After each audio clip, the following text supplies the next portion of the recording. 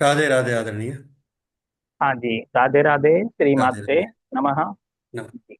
आज मित्रों, आज हमारे साथ हैं आचार्य ऋषिवर जी महाराज, जो कि संस्थापक हैं श्री विद्या साधक संघ के, जो कि इनका मुख्यालय बरेली में है। इसके अलावा आप काफी संस्थाओं से जुड़े हुए हैं, बहुत अच्छे साधक हैं, अच्छे विद्वस्त हैं, और ज्योतिष के ऊपर इनकी काफी अच्छी पकड़ है, स्पेशली साधनाओं के ऊपर। तो आज हम उनसे उन्हीं के बारे में जानेंगे। तो आपका बहुत बहुत स्वागत है सबसे पहले तो हमारे पॉडकास्ट में। बहुत बहुत स्वागत है जी आपका। आचार्य ऋषिवर जी महाराज कौन है, सबसे पहले तो हम ये जानना चाहते हैं। थोड़ा सा अपने बारे में बताएं, आपका जन्म, माता पिता, भाई बहन, एजुकेशन, थोड़ा सा फिर आगे बढ़ेंगे। हाँ।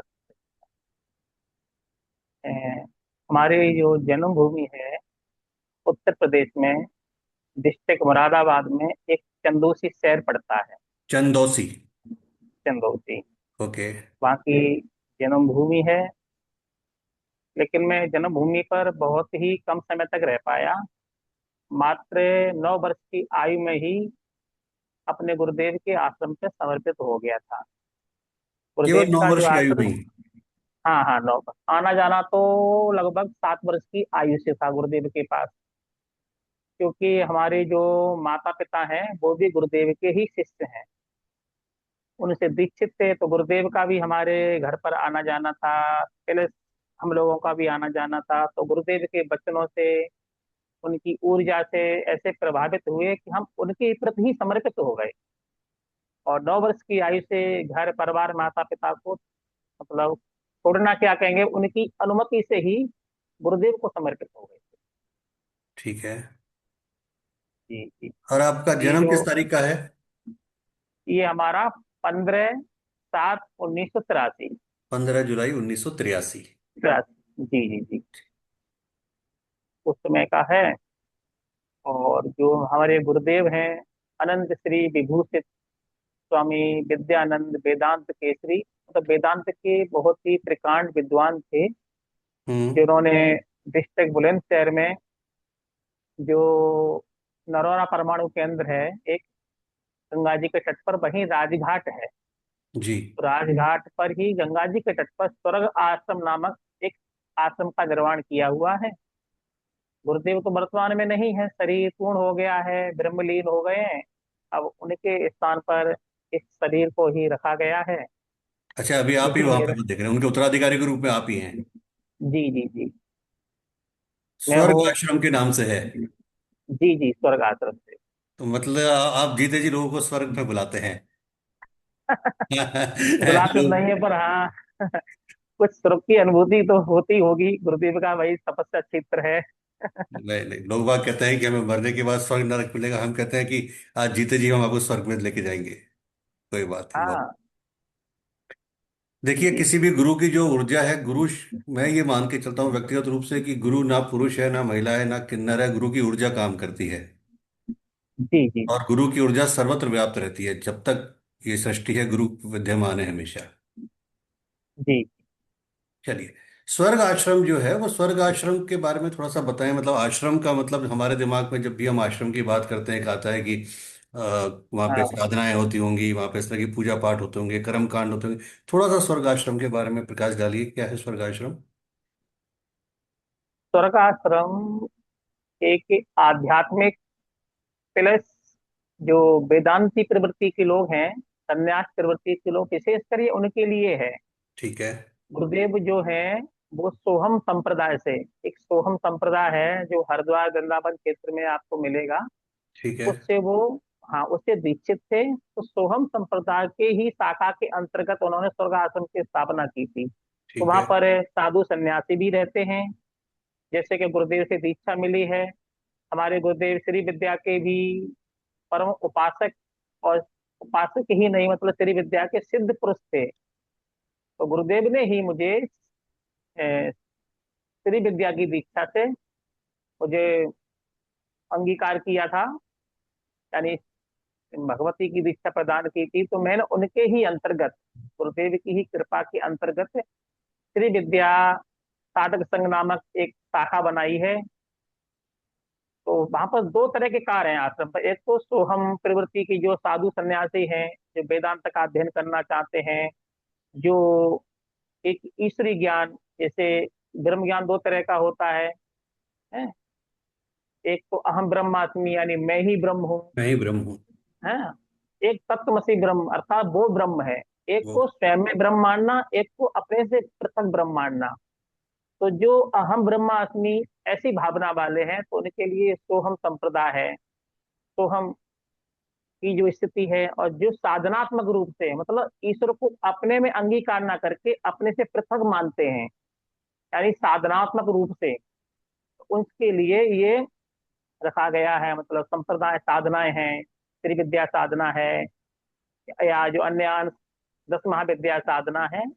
तो उद्देश्य एक ही है कि हम स्वयं को ब्रह्म माने, इतनी निष्ठा, इतनी पराकाष्ठा हो जाए कि हम स्वयं को ब्रह्म रूप में परिणित कर लें, अथवा हम अपने इष्ट में एक ही भाव करते करते, अपना एक ब्रह्मत्व निश्चित करते करते, अपने इष्ट को स्वयं में और स्वयं को इष्ट में मान लें, तो वो भी सोहम प्रवृत्ति है। बिल्कुल सही बात है। हाँ। देवो, ये देवो भूतवा, यानी देवता को पाना है तो देवता बन के ही उसकी याचना करनी पड़ेगी। सही बात है। तो जब आप, हाँ, उस भाव से करेंगे तो वो साधक स्वयं देवमय हो जाता है। जी जी जी। हाँ, तो ये है। प्लस आश्रम पर जैसे वृद्धाश्रम भी चल रहा है। जो वृद्धजन है 60 वर्ष की आयु से प्रारंभ इनकी आयु है, उनके लिए सेवा होती है। जो लोग भागवत कथा, राम कथा या शिव पुराण इत्यादि का अध्ययन करना चाहते हैं, वो अध्ययन भी कराया जाता है। और जो लोग वेदा अध्ययन करना चाहते हैं, साम वेद है, रुद्र संहिता है इत्यादि, कोई भी वेद है, ऋग्वेद इत्यादि का अध्ययन करना चाहते हैं, वो भी अध्ययन कराया जाता है। और प्लस में तो विशेष रूप से श्री विद्या साधना तो कराता ही हूँ। और श्री विद्या साधना है जो मैं आदि से अंत तक यानी सांगोपांग कराता हूँ। ऐसा नहीं कि बीच में से कोई हमने श्री विद्या का एक तत्व उठा लिया, वो नहीं। सांगोपाद यानी स्टार्टिंग से लेकर उसके अंत तो नहीं कहेंगे, लेकिन हाँ, सर्वोपरि जहाँ तक उनका एक सत्ता है वहां तक ले जाने की कोशिश करते हैं। तो इसका मतलब आश्रम में वृद्धाश्रम भी है, आश्रम में अध्यापन की व्यवस्था भी है, गुरुकुल व्यवस्था भी है, सारी चीजें हैं।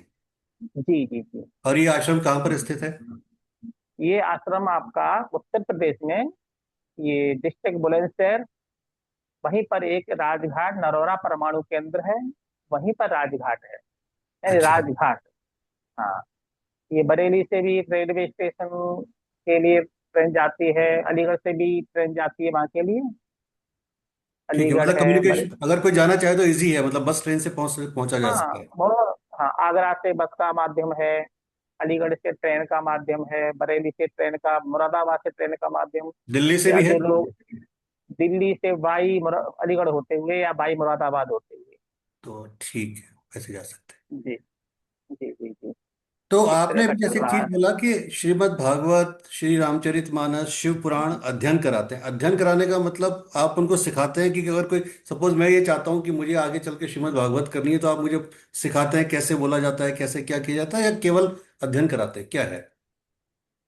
अध्ययन भी कराते हैं, प्लस भागवत में क्या विषय है, भागवत किन किन विषयों पर बोली जाएगी, उसके क्या नियम हैं, कौन कौन आचार हो गए हैं, किस उद्देश्य से भागवत का निर्माण हुआ, वो सारी प्रक्रिया बताई जाती है।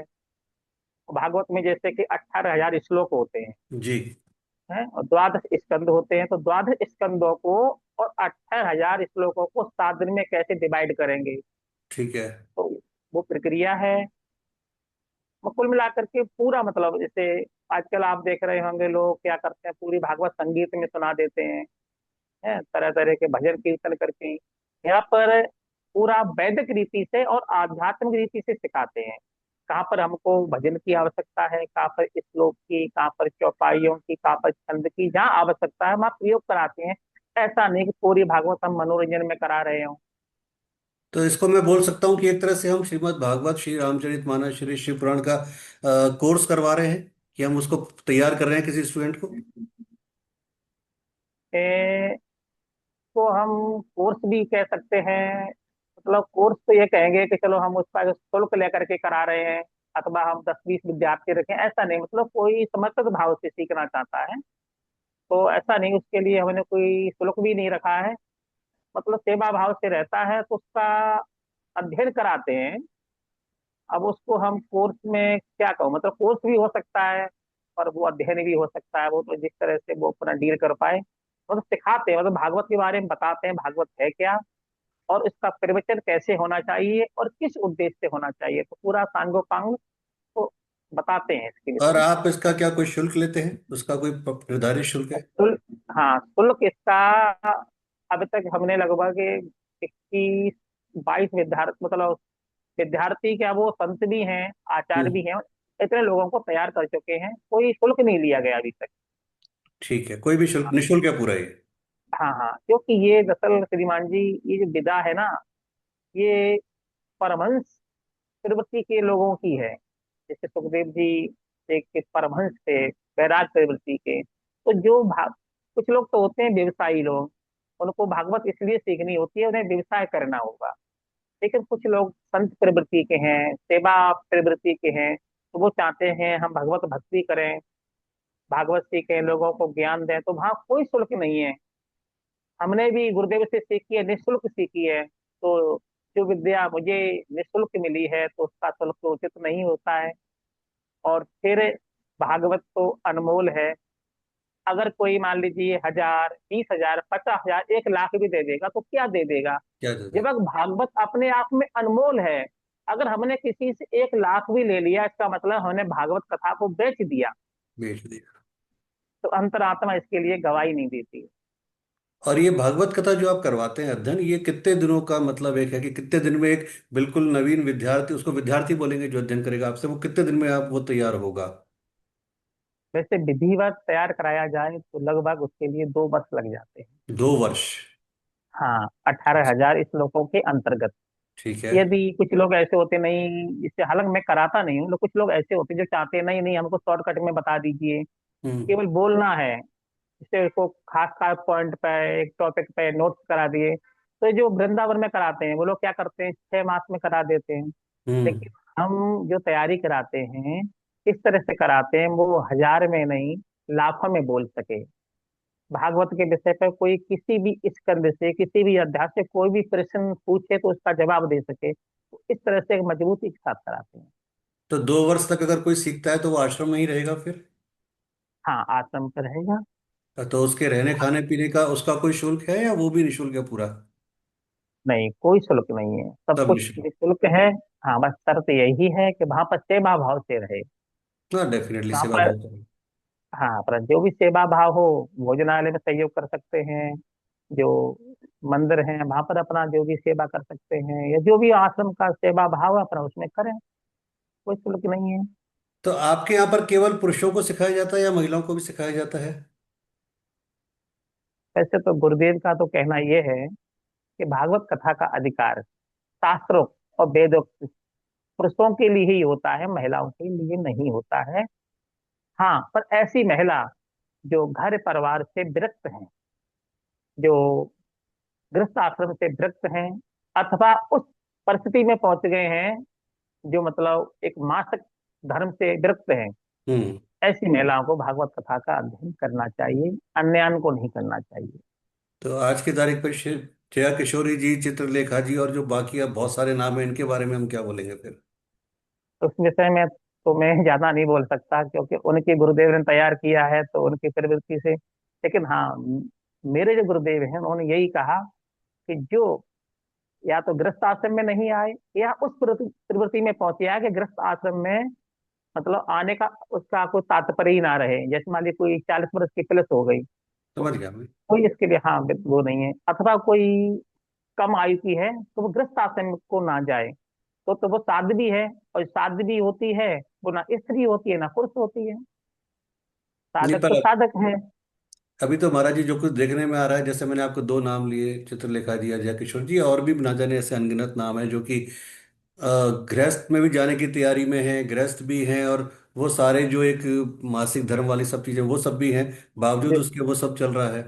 तो क्या है मतलब ये, इसको हम क्या बोलेंगे कि वेदों के, पुराणों के, शास्त्रों के या वैदिक रीति का उल्लंघन है, या मनमानी है, क्या बोला जाएगा इसको?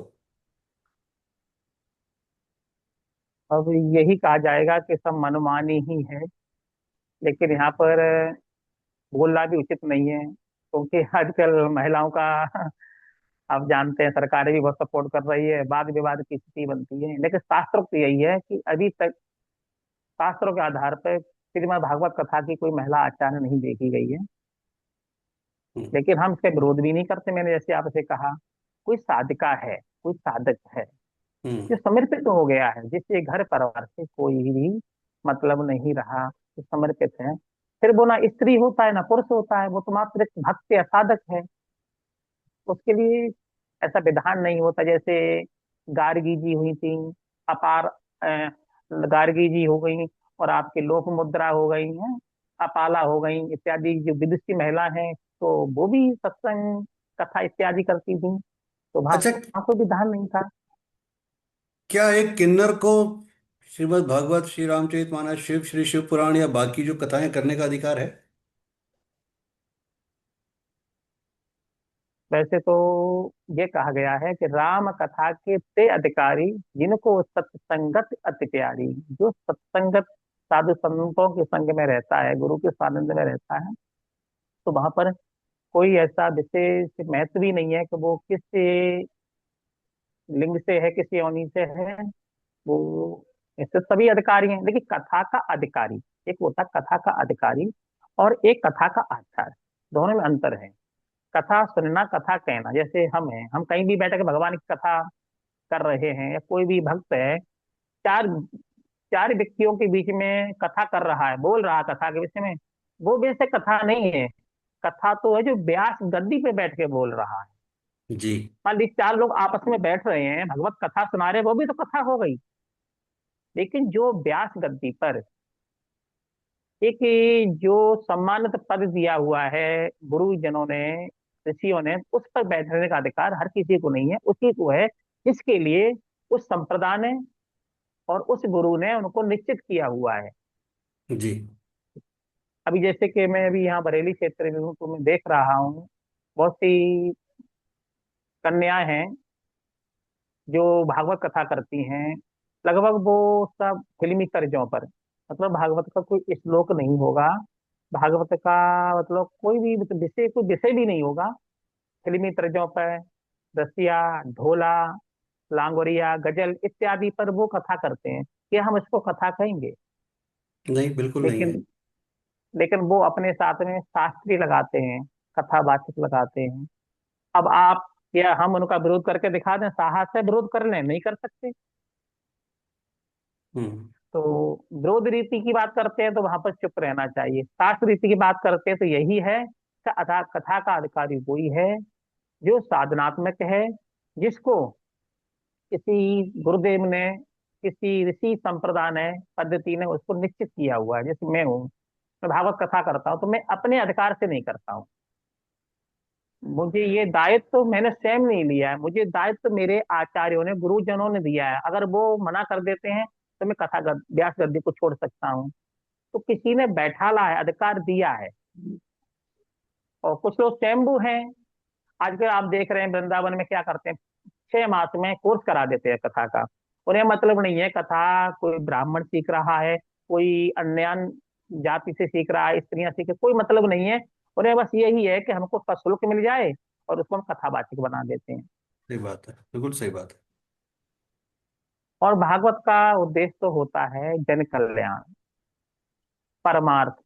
लेकिन आप देख रहे हैं बड़े बड़े आयोजन होते हैं, कथाएं होती हैं, हजारों लाखों की पब्लिक आती है, और कथा होने के बाद में भी वहां पर इतनी सारी घटनाएं घटती हैं। सही कथा बात। होने के बाद में भी उस शहर में, उन लोगों के बीच में ऐसी समस्या आ जाती। मैंने कितने लोग देखे जिन्होंने भागवत कथा कराई थी, आज वो लोग परेशान है। क्यों? ना तो उन्होंने योग कथावाचक बुलाया, ना ही शुभ मुहूर्त निकाला, ना कोई भागवत का विधान कराया। देखिए भागवत कथा जो होती है श्रीमान जी, जैसे कि भागवत में 18,000 श्लोक हैं, क्या कोई ऐसा आचार होगा जो 7 दिन के अंदर अंदर 18,000 श्लोकों की कथा कर दे? नहीं कर सकता ना। अगर हम भागवत में नित्य 100 श्लोक बोलने लगे तो पब्लिक उठ करके भागने लगती है। सही अब बात है। और शास्त्रों का विधान है, जब तक भागवत में 18,000 श्लोकों के अंतर्गत कथा ना की जाए तो भागवत कथा नहीं होती है। तो फिर उसके लिए क्या किया जाता है, उस दोष निवारण के लिए हम आचार्यों के द्वारा मूल पाठ कराते हैं। तो वो भागवत का मूल पाठ करते हैं, जिससे कि जो आचार्य बोल रहे हैं उनसे भागवत की पूर्ति ना हो पाए तो वो अन्यान आचार है मूल पाठ करके उसकी पूर्ति कर देते हैं। और उनकी पूर्ति में भी कोई कमी रह गई हो तो क्या करते हैं, हमको जाप करने वाले बैठालते हैं, जो ओम नमो भगवते वासुदेवाय या ओम नमो नारायण इत्यादि जाप करते हैं। तो एक तो भागवत से पूर्ति, अगर भागवत से पूर्ति 7 दिन तक कथा की नहीं हुई तो मूल पाठ कराते हैं। अगर मूल पाठ से भी पूर्ति नहीं हुई तो हम जाप कराते हैं। जपम पातकम नासा स्यात्, जाप करने से पाप नष्ट होते हैं। तो ये विधान है। तो इस विधान से भागवत कथा होनी चाहिए जो कि हम लोग कराते हैं। बाकी अन्यान आचार कैसे कराते हैं तो पता नहीं, ये हमारा अपना विचार है। महाराज जी, अभी आपने एक चीज बोला कि बरेली में आपने देखा कि काफी स्त्री या पुरुष काफी कथाएं कर रहे हैं और फिल्मी तर्ज पे कर रहे हैं। एक बहुत बड़ा नाम है सनातन में या भारतीय इसमें, और जो बहुत पुराने टाइम से कथाएं कर रहे हैं, आप भी जी। अनभिज्ञ नहीं होंगे, हो सकता है आपकी मुलाकात भी हुई हो। श्री मुरारी बाबू। अच्छा अच्छा, मुरारी बापू जी जी वर्तमान जी। समय में आए थे। दो जी। दो तीन वर्ष पूर्व आए थे बरेली में जी। अगर मुरारी बापू को हम देखते हैं तो पिछले गत सालों से कंटिन्यू फिल्मी तर्ज पे शेरो शायरी फिल्मी ये सब और वही सब, और उनके उसमें तो आपको पता है लाखों की भीड़ आती है ना, जिस हिसाब से भीड़ आती है, जी और जी जी। सारे बड़े हाँ, धनाढ़े धनाढ़े लोगों के यहाँ पे कथाएं होती हैं। शिप क्रूज के ऊपर होती है, विदेशों में हो रही हैं, पता नहीं कहाँ कहाँ पे हो रही हैं, ठीक है। और जी सारे जी जी फिल्मी जी। तर्ज पे वो कथाएं भी हो रही हैं, शेरो शायरी भी हो रही है। मतलब ऐसा लगता है कि क्या हो रहा है। तो क्या बोलेंगे, मतलब ये क्या वास्तव में वो कथा का फल उस जो कथा करवा रहा है आयोजक उसको मिल पाएगा, जो सुनने वाले आए हैं उनको मिल पाएगा, या क्या है ये? इसको हम कथा तो नहीं कहेंगे। कथा तो हाँ नहीं। इसको हम, हाँ प्रवचन हो सकता है, प्रवचन है, उपदेश है, ये तो हो सकता है। कथा में जब कथा के विषय को ही नहीं लिया जाए, अन्य विषयों को लिया जाए, वो कथा कहाँ है। देखिए कथा में भग, जो भगवान हरि के हैं सारे अवतारों का प्रसंग आता है? आपके सनकादि ऋषियों से लेकर के कल्कि तक के जितने 24 अवतार हुए हैं सारे अवतारों का प्रसंग आना चाहिए। अब अपने आप में ये विषय इतना, मतलब इतना विषय गंभीर है कि इसकी पूर्ति 7 दिन में नहीं हो पाती है। हम कथा करते हैं, हमें पता है कितने सारे प्रसंग छूट जाते हैं, कितने प्रसंगों को हम शॉर्ट में करते हैं। जब वही प्रसंग नहीं हो पाते हैं तो क्या अन्य प्रसंगों के लिए जगह बचती है भागवत में, जो बिल्कुल शेर नहीं शायरी बचती। कर रहे हैं, कव्वालियां करते हैं। सही बात, सही बात है। गुरुदेव गुरुदेव तो कहते हैं भागवत कथा में तो भजनों को भी नहीं लेना चाहिए। हम्म। क्योंकि भजनों को भी ले लिया तो क्या हुआ, हमारे कथा का विषय वही भजन कोई भागवत में नहीं है। वो भटक तो जाते हैं, हम उसको, विषय से भटक जाते हैं। हाँ, विषय से भटक जाएगा और इतना समय हमारा व्यर्थ चला जाएगा। तो कथा का तात्पर्य है जितने ईश्वरी संबंधी प्रसंग हैं उन प्रसंगों को सुनाइए। हाँ, भागवत कथा में आता है कि अगर कोई विषय समझ में नहीं आ रहा है तो उसके लिए उदाहरण दीजिए।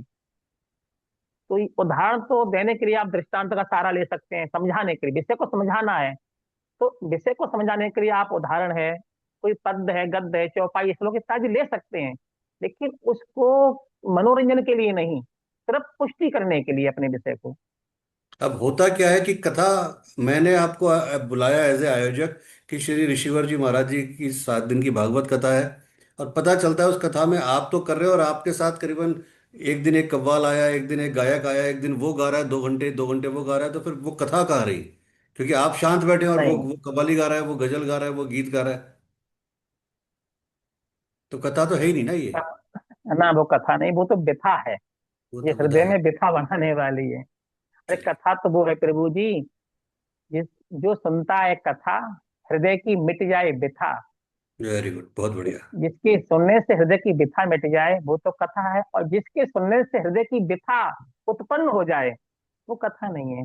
ऐसे मैंने कथावाचक देखे हैं, जब इस तरह की कथा सुनाते हैं वो, मतलब वो भजनों का या शेर शायरियों का या कव्वाली को सहारा लेते हैं, तो जो श्रोतागण हैं वो मोहित होते हैं।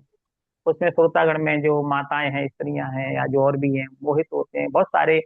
आचार्यों पर, गुरुओं पर दोषारोपण भी होता है कि अमुक शिष्य या अमुक कोई दर्शक उसके मोहित हो गई, उसके साथ में हाँ, सही संबंध बात। बन गए। हम्म। तो ये क्या, ऐसा क्यों हुआ?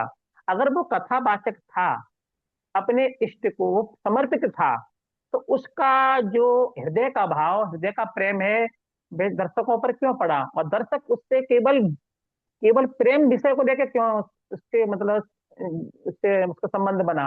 अरे संबंध बनना था तो शिष्य के नाते, भक्त के नाते बनना चाहिए था। लेकिन वहां पर सही प्रेम संबंध बन जाते हैं। कितने सारे सही ऐसे कथावाचकों का प्रसंग आपने सुना होगा। सही बात है। हम्म। महाराज जी, एक चीज अभी देखने में आती है कि जैसे आपने बोला, बहुत अच्छी बात बोली, और जो हमने भी अपने गुरुओं से सीखा वो यही सीखा कि श्रीमद् भागवत, श्री रामचरितमानस, श्री शिव पुराण या कोई भी जब हम कथा की बात करते हैं तो कथा का मतलब होता है हम अपने सनातन धर्म का प्रचार प्रसार कर रहे हैं। हम ईश्वर के बारे में ज्यादा से ज्यादा लोगों को बता रहे हैं, उनके स्वरूपों के बारे में, जिसको एक आम पब्लिक नहीं जानती है ना। और हम श्री रामचरितमानस सुना के या उस कथा को करके हम त्याग की भावना सिखा रहे हैं कि त्याग की भावना क्या है, किस तरह से त्याग के एक, अगर राम ने नहीं त्यागा होता तो वो श्री राम नहीं कहलाते, है ना, हम वो बताते हैं। हम जी जी जी। श्रीमद् भागवत सुना के हम बताते हैं कि किस तरह से ईश्वर पे भरोसा रखा जा सकता है, कि जहाँ वो कहते हैं कि तू कर, मैं तेरे पीछे खड़ा हूं, है ना, तू केवल जी निमित्त मात्र बन जा। इस तरह से हम बताते हैं। लेकिन आज की तारीख में देखने में आया कि पहले जिस तरह से चार वर्ण बांटे गए थे, ब्राह्मण, वैश्य, शूद्र और सारे वर्ण, क्षत्रिय, आज की तारीख में कोई भी व्यक्ति जैसे बात आया किसी भी जाति का, वो कथाएं कर रहा है, वो सब कुछ कर रहा है। दूसरी बात, अभी अपन देखेंगे कि लेटेस्ट में अगर देखेंगे आप कि पहले प्रोफेसर, फिर कवि, फिर राजनीतिज्ञ, डॉक्टर कुमार विश्वास एक बहुत बड़ा नाम चल रहा है, एक एक कथाओं के जी बारे में जी। आता है, 15 लाख, 20 लाख, 30 लाख, 50 लाख रुपए तक लेते हैं। क्या हम कथा कर रहे हैं या हम अपनी जेब भर रहे हैं या क्या कर रहे हैं? इसको तो हम कथा नहीं कहेंगे, जहां पर जिसके बदले में धन की कामना, धन की याचना की जाए, हम्म। उसको कथा नहीं कहेंगे। आचार्य पूज्यपाद श्री डोंगरे जी महाराज के विषय में तो सभी जानते हैं, हैं? हजारों कथाएं उन्होंने की हैं, कभी भी पारितोषिक नहीं लिया उन्होंने। यहाँ तक कि जब उनकी धर्म पत्नी की सदी पूर्ण हुआ तो उनके पास में अंत्येष्टि का भी धन नहीं था। जब उनसे बड़ा कथावाचक आज मेरी नजर में नहीं आ रहा है कोई।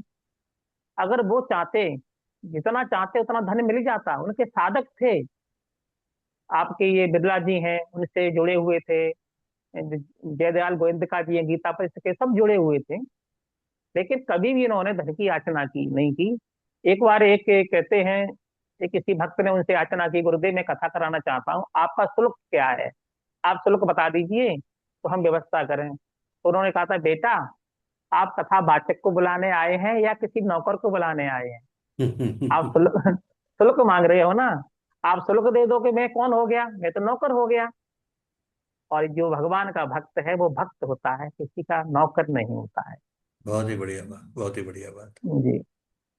हाँ, ठीक है, मानते हैं, हम कथा सुना रहे हैं, किसी के लिए किसी के मन में भाव आए तो उसने प्रभु को साक्षी मान के कोई कथा के ग्रंथ पर कोई अर्पण कर दिया अथवा गद्दी पर अर्पण कर दिया, वो विषय अलग हो गया। वो तो अलग ही, वो उसमें तो वो तो दक्षिणा का पाठ हो गया। हाँ हो गया। सही बात। जैसे अभी आपको बताऊं, मैंने एक बरेली, बरेली मुरादाबाद क्षेत्र में एक गांव पड़ता है चंदोसी के पास में, वहाँ कथा की थी आज से 15 वर्ष पूर्व। तो जब वहां पर गया तो वहां पर कुछ लोगों ने वहां पर धन चढ़ाया इस गद्दी पर, और एक पर्चे पर कुछ नाम लिखे, और कहा महाराज जी जरा ये नाम बोल दीजिए। मैंने देखा तो उसमें लिखा हुआ था अमुक रुपया अमुक व्यक्ति ने दिया है। मतलब वो उस रुपये को अपने नाम के साथ बुलवाना चाह सही रहे थे। बात चाह रहा था, सही बात है। हाँ। मैंने कहा भैया पहले तो बात यह है कि मुझे आपका धन नहीं चाहिए, और धन आप चढ़ा रहे हैं प्रभु को, प्रभु ने आपका स्वीकार कर लिया, अब समाज को क्या दिखाना है? सही बात है। यदि आपने समाज को दिखा दिया, इसका तात्पर्य है आपका उसका पुण्य ही पर नष्ट हो गया। सही बात। तो उसका जो पुण्य मिलना चाहिए था वो आपने सुना दिया पब्लिक को, तो नष्ट हो गया। पुण्य तो जब मिलेगा जब मैं गुप्त रूप से प्रभु को समर्पित हो जाए। ये तो राजस दान हो गया, सात्विक दान नहीं हुआ, राजस दान हो गया कि आप हाँ, दिखावा कर रहे हो। राजसभा वाह वाह करके। दिखावा कर रहे हो, तो सही यहाँ बात। पर जी, तो ये कथावाचक को भी समर्पण भाव से और श्रोताओं को भी समर्पण भाव से कथा का श्रवण तो आज करना की तरह चाहिए। तो सब लोगों ने इसको प्रोफेशन बना लिया है, व्यवसाय हो गया है ये। हाँ ये तो खैर है। ये बहुत अब आप दुर्भाग्य का विचार विषय है कि कीजिए, आज ये व्यवसाय बन चुका है। और जो व्यवसाय करते हैं समाज, आज का समाज भी ऐसा हो गया कि उन्हीं को ही पकड़ते हैं, उन्हीं को ही बुलाएंगे, क्योंकि वो तड़क भड़क ताम झाम करते हैं। जिसको धन ही नहीं चाहिए वो कभी तड़क भड़क नहीं करेंगे, ताम झाम नहीं करेंगे। सही बात है। हाँ, अब उनको बुलाएंगे तो उनका नाम यश होगा। और तो और आप देख रहे हैं आजकल कुछ कमेटियां बन गई हैं जो कहती हैं कि हम महाराज आपको इतना देंगे, बाकी जो कुछ प्राप्त होगा वो हमारी कमेटी ले लेगी। ऐसा वो ठेका सा होता है। ऐसा भी होता है, बिल्कुल होता है, बिल्कुल होता है, सही तो करें वो, आप। हाँ, चलिए, हमारे हम तो अपने ये सब्जेक्ट इन पे सब आते हैं। जैसे। साधना। जी जी। हमारा साधना क्या जी। है? सबसे पहले तो एक सब्जेक्ट है, साधना क्या है। साधना को लेके लोगों में बहुत भ्रम है। आज की तारीख में इंस्टाग्राम, फेसबुक पे ऐसे ऐसे ऐड आते हैं कि हम्म, 3 दिन में माँ काली की साधना करा देंगे, 5 दिन में भैरव जी की साधना करा देंगे, 2 दिन में हनुमान जी की साधना करा के जागृत कर देंगे, 5 दिन के अंदर 7 दिन के अंदर 10 महाविद्या में पारंगत कर देंगे। आप किसी भी वो कर लो, 64 योगिनियों की साधना करा देंगे। क्या है ये सब जो इंस्टाग्राम, जी फेसबुक पर मुझे लगता है कि साधना अपने आप में कितनी अलग है कि एक व्यक्ति अपने जीवन में अपने आप को नहीं साध पाता, वो कहाँ से साधना करेगा? है ना? साधना के लिए तो बहुत जप तप नियम की आवश्यकता है। लेकिन जिस तरीके से सोशल मीडिया ने इसको बेच रहे हैं, या जो कुछ एक भ्रमित कर रहे हैं, बेचना भी नहीं कहूंगा, इससे बजाय फायदा पहुंचने के लोगों को नुकसान ज्यादा हो रहा है। तो जी जी, आपकी सत्य निगाह कहा पे आपने। साधना क्या है? देखिए, साधना का अपने आप में ही अर्थ छुपा हुआ है। जी। साधना यानी किसी को साधना, जी। नियंत्रित करना, कंट्रोल करना। ठीक है। अब यदि हमने योग के माध्यम से अपने शरीर को साध लिया, शरीर ठीक। को नियंत्रण कर लिया, तो वो भी साधना है। ठीक है। हमने ध्यान के द्वारा अपने मन को नियंत्रण कर लिया, वो भी साधना है। बिल्कुल ठीक है। अब हमने किसी इष्ट के द्वारा, किसी देव शक्ति के द्वारा हमने अपने अंदर किसी ऊर्जा को नियंत्रित किया, किसी ऊर्जा को हमने अपने अंदर प्रचालित किया, आवाहित कर लिया, तो वो भी साधना है। ठीक है। लेकिन देखिए एक बात, ये तो आप जानते हैं कि यदि खीर बनाई किसी ने, खीर में यदि उसने मिश्री डाली तो कोई अंतर नहीं, अच्छी लगेगी। शर्करा डाली तब भी अच्छी लगेगी, गुड़ डाला तब भी अच्छी लगेगी। लेकिन खीर में यदि उसने लवण डाल दिया, नमक डाल दिया, तो खीर तो अच्छी नहीं लगेगी। बिल्कुल नहीं लगेगी। अब नमक का अपना स्थान है, और जो चीनी, शर्करा है, उसका अपना उसका स्थान अपना स्थान है, सही बात है। तो कोई साधक है तो उसे साधना करनी है, साधना होती है, लेकिन एक विषय पे कीजिए। आपने अपने जीवन में कोई इष्ट निश्चित किया है, तो उसी इष्ट पर अपने जीवन को पूरी तरह से न्यौछावर कर दीजिए। अब जैसे 10 महाविद्या की बात करते हैं, तो उसमें एक काली कुल होता है, एक श्री कुल होता है, दोनों अपने आप में अपोजिट हैं। काली कुल का मतलब होता है वो शक्तियां जो थोड़ी सी विध्वंसक टाइप की होती हैं, जो विध्वंसक हैं, उग्र हैं। और श्री कुल जहाँ पर सौम्य साधना है, सौम्य शक्तियां हैं, सॉफ्ट है, जहाँ पर एक मतलब कहा जाए एक ठहराव है, एक है। हम्म। शांति वाला वातावरण है। हम्म। अब मैंने कितने साधक देते हैं देखे हैं, वो तारा के भी उपासक हैं, प्लस वो श्री विद्या के भी उपासक हैं, भुवनेश्वरी के उपासक हैं, काली के भी उपासक हैं। तो ये एक साथ में एक ही पात्र में शर्करा, लवण, गुड़ सब कुछ भर दिया, तो उस व्यंजन का स्वाद कोई आएगा क्या? ये तो आपने खिचड़ी बना नहीं, दी, पूरा वो कर दिया, मिक्स कर दिया सब कुछ। नहीं बन गया। सही वो बात है। साधक नहीं है। आजकल लोग अपने आप को शो अप करते हैं कि हम साधक हैं, कि हम 10 महाविद्या के साधक हैं, हम भैरव के साधक हैं, हम प्रत्यंगरा के साधक हैं, हम श्री विद्या के साधक हैं। वो अपने आप को शो अप करते हैं। जबकि जीवन में यदि व्यक्ति एक साधना पकड़ता है, उस साधना में पारंगत होने के लिए एक जीवन की बात क्या करें, तीन तीन जीवन भी पर्याप्त नहीं है। 3 जीवन भी बीत जाएंगे तब भी ये मान लीजिए हम साधक नहीं बन सकते हैं। अब लोग तो अनेकानेक विद्याओं के साधक हो जाते हैं, मेरी समझ में नहीं आता ऐसा कैसे कर लेते हैं। अब मान लीजिए मैं श्री विद्या का साधक हूँ, आप विश्वास कीजिए कि लोग अपने यंत्र में, श्री विद्या क्षेत्र में श्री यंत्र की सांगोपांग पूजा कर रहे हैं। लेकिन आज भी हम श्री यंत्र को पूजा में रखते हैं।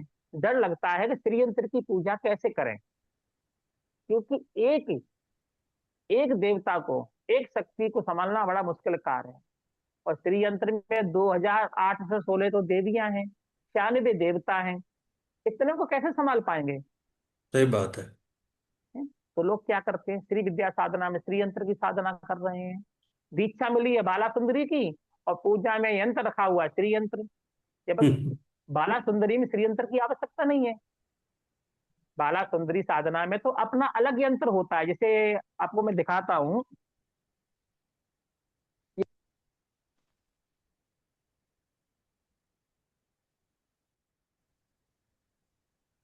आपकी आवाज नहीं आ रही। दिखाई दे रहा है ये? हाँ, ये दिखाई दे रहा है, इसे बिल्कुल दिखाई कहते दे हैं रहा नव, हाँ इसे कहते हैं नव यौनात्मक यंत्र। है। नव यौनातम बाला के अंदर। साधना, हाँ बाला साधना में इस यंत्र का विधान है। लेकिन ओके। लोग क्या करते हैं, इस यंत्र को ना रख करके बाला साधना में डायरेक्ट ये श्री यंत्र। श्री यंत्र है। हम्म। जबकि श्री यंत्र क्या है, श्री यंत्र को जिनको पंचदशी की दीक्षा मिली है उनको भी अधिकार नहीं है पूर्ण रूप से रखने का। जिनको पंचदशी की दीक्षा मिली है, अर्थात जिनको षोडशी की दीक्षा मिली है, उनको भी इस श्री यंत्र में ना त्रिलोक मोहन चक्र तक, आप देख रहे हैं यहाँ तक केवल उनको पूजा करने का अधिकार है श्री यंत्र में। ये हम्म। आप देख रहे हैं, जी, बिल्कुल सही बात ये है। त्रिलोक मोहन चक्र है जिसके अंदर 3 रेखाएं हैं ये। हम्म। इसके बाद 3 बलय हैं, ये 3 बलय हम्म। करता है डिवाइडेशन। हम्म। ये बाह्य जगत है और यहाँ से प्रारंभ होता है अंतर जगत। आंतरिक जगत तो से। जो श्री विद्याम जिनको पंचदशी की दीक्षा मिली है उनको भी पूर्ण रूप से श्री यंत्र की पूजा में रखने का अधिकार नहीं है। और लोग जिनको बाला दीक्षा मिली है वो श्री यंत्र को रखे हुए हैं। तो श्री हम्म। यंत्र का अधिकार उनको ही है जिनको भगवती ललिता की, राज राजेश्वरी की पूर्ण दीक्षा मिली हुई है, उन्हें श्री यंत्र रखने का अधिकार है। और जिनको दीक्षा नहीं मिली है उनको क्या करना चाहिए, प्रारंभ में भगवती का चित्र ही रखना चाहिए। चित्र के समक्ष बैठ के साधना करनी चाहिए, यंत्र पे साधना नहीं करनी चाहिए। जैसे आपको मैं एक एग्जांपल देता हूँ कि आपका हमारा एक नवीन परिचय है। ठीक है। अभी इतना परिचय नहीं है कि हम आपके परिवार के मेंबरों को जानते हों, ना वो हमें जानते हैं। सीधे सीधे हम आपसे जाकर आपके घर पे मिलें तो आपके परिवार के लोग भी अनभिज्ञ होंगे, मैं भी अनभिज्ञ होऊंगा, तो आपस में सामंजस्य नहीं बैठ सकता है।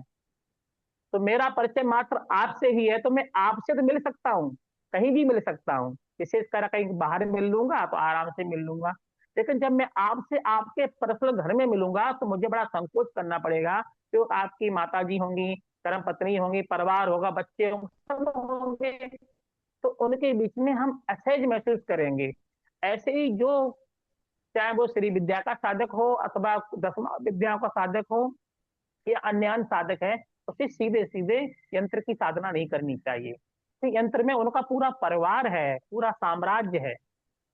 तो हम्म। वो जब करनी चाहिए जब वह पहले व्यक्तिगत रूप से उस इष्ट की उसके चित्र में साधना करे, तब उसमें पारंगत हो जाए तो उसके यंत्र में प्रवेश करना चाहिए। कि यंत्र होती है आत्मा, तो आत्मा में प्रवेश कब होगा, पहले शरीर में प्रवेश होगा, तभी सही तो बात है। आत्मा में प्रवेश कर पाएंगे।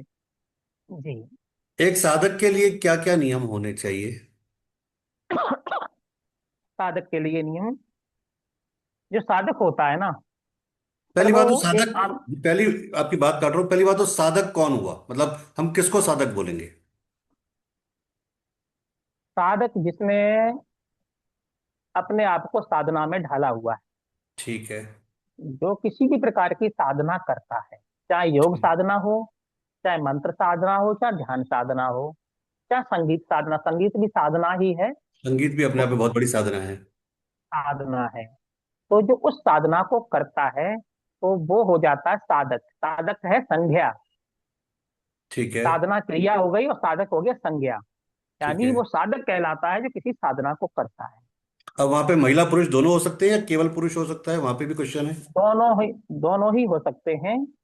ठीक है। दोनों ही क्या, वहां पर अगर कोई इतर योनि है जैसे किन्नर है, वो भी हम्म। साधक अथवा साधका हो सकती है। ठीक है। तो पुरुष है वो साधक है, जो महिला है वो साधका साधिका है। है। ठीक है। हाँ। अब रही बात साधक साधकाओं के नियम, नियम की। तो देखिए नियम बिना तो ना तो संसार चलता है, ना सृष्टि चलती है, ना ये नक्षत्र इत्यादि चलते हैं। ठीक है। एक नियम है नियम दो तरह के होते हैं। एक सार्वभौमिक नियम है और एक ही सांप्रदायिक नियम है। ठीक है। जैसे सत्य बोलना, ये तो सभी के लिए लागू होता है। सत्य, चोरी ना करना, हिंसा ना करना, विचार आदि से दूर रहना, ये सार्वभौमिक नियम है जो सभी के लिए होते हैं। लेकिन कुछ विशेष नियम होते हैं, जैसे श्री विद्या साधक है, उसके अपने अलग से नियम होंगे कि श्री हम्म। विद्या का क्या नियम है। तो नियम कुछ ऐसे होते हैं जिनकी व्याख्या हम सार्वरूप रूप से नहीं कर सकते, क्योंकि वो साधनात्मक कुछ नियम होते हैं। कोई बात नहीं। हाँ, और जैसे अन्यान होते हैं कि 4 बजे उठना चाहिए, जब श्री विद्या में क्या कहा गया है कि ऐसे साधकों को रात्रि 9:30 से लेकर के 11:30 बजे के बीच में साधना करनी चाहिए, अगर श्री विद्या या शक्ति साधक है तो। जी। क्या एक विवाहित महिला या पुरुष साधक या साधिका हो सकता है? हाँ, हो सकते हैं। हो सकता है। हाँ, मतलब निश्चित हो उनको सकते अधिकार हैं। है साधना करने का। हाँ, अधिकार है, लेकिन उनकी एक श्रेणी अलग होगी। एक हम्म। तपस्वी बैरागी व्यक्ति की अलग श्रेणी होती है, गृहस्थ व्यक्ति की उसकी परिस्थिति के अनुसार अलग श्रेणी होती है। ठीक है। साधक दोनों ही हो सकते हैं। वो भी साधक कहलाएगा लेकिन। हाँ, साधक कहलाएंगे। ठीक। जी। सबसे एक क्वेश्चन आता है कि साधना के लिए जो बताया जाता है कि सबसे जो जरूरी है वो आपका ध्यान लगना किसी भी, या एक अभी आपने एक चीज बोली थी कि आप अपने इष्ट के प्रति पूरी तरह समर्पित हो। अब एक व्यक्ति जी, ये कैसे जाने कि मेरा इष्ट कौन सा है? इष्ट का पता कैसे करें? इष्ट का पता 3 तरह से होता है। एक तो कुंडली के माध्यम से, कुल देवी के कि माध्यम से। हमारी कुंडली के माध्यम से, जन्म कुंडली के ठीक है। माध्यम से। जन्म कुंडली में हमारे पंचम भाव में कौन सी राशि है, ठीक है। नवम भाव में कौन सी राशि है। ठीक है। तो पंचम और नवम भाव, एक होता है हमारा पूर्व जन्म और एक होता है हमारा वर्तमान जन्म। ठीक है। बात करते हैं पंचम भाव की। तो पंचम भाव में यदि किसी की सिंह राशि है, इसका तात्पर्य है उसका जो इष्ट होगा वह शिव, सूर्य या कोई श्री विद्या। ठीक है। अगर किसी की कुंडली में बुध मिथुन राशि है अथवा बुध ग्रह बैठा हुआ है, इसका तात्पर्य है ऐसा व्यक्ति भगवान कृष्ण का, विष्णु का अथवा दुर्गा इत्यादि का साधक हो सकता है। अगर उसके वहां शुक्र बैठा हुआ पंचम भाव में, शुक्र बैठा हुआ है अथवा तुला राशि है, वृषभ राशि है, इसका तात्पर्य है उसका संबंध श्री विद्या से होगा, लक्ष्मी से भी होगा। तो कुछ तो ज्ञान होता है हमारी कुंडलियों से। अब मान लीजिए कुंडली में पंचम भाव में तुला राशि है, लेकिन शुक्र भी बैठा, बुध भी बैठा है, तो जिसका बल अधिक होगा, तो इसका तात्पर्य है कि व्यक्ति उस तरह का साधक होगा। लेकिन बुध बैठा है और शुक्र बैठा, इसका तात्पर्य है वो भक्त थोड़ा सा भटकाव टाइप का होगा, कभी कभी कृष्ण की भी भक्ति करेगा, कभी कभी विष्णु की भी भक्ति करेगा, कभी दुर्गा जी की भी करेगा, कभी वह त्रिपुर सुंदरी की भी करेगा, मतलब कई कई भक्तियों को करेगा। लेकिन वो जब तक कोई योग गुरु नहीं मिलेंगे तब तक वो एक रास्ते पर नहीं आ पाएगा। हम्म। तो कुंडली का माध्यम हो गया। दूसरा क्या है, जन्म से निष्ठा। जन्म होते ही जिस इष्ट के प्रति हमारे निष्ठा, हमारे भाव जागृत होने लगे, जिसके लिए तड़प पैदा होने लगे, एक तो वो मतलब इष्ट होता है। और जिसके लिए हमारे भाव पैदा होते हैं, इसका तात्पर्य है पूर्व जन्म में कहीं ना कहीं हमारा संबंध उस इष्ट से था, हमने उस इष्ट की साधना की थी जो इस जन्म में हमारा लगाव हो गया है।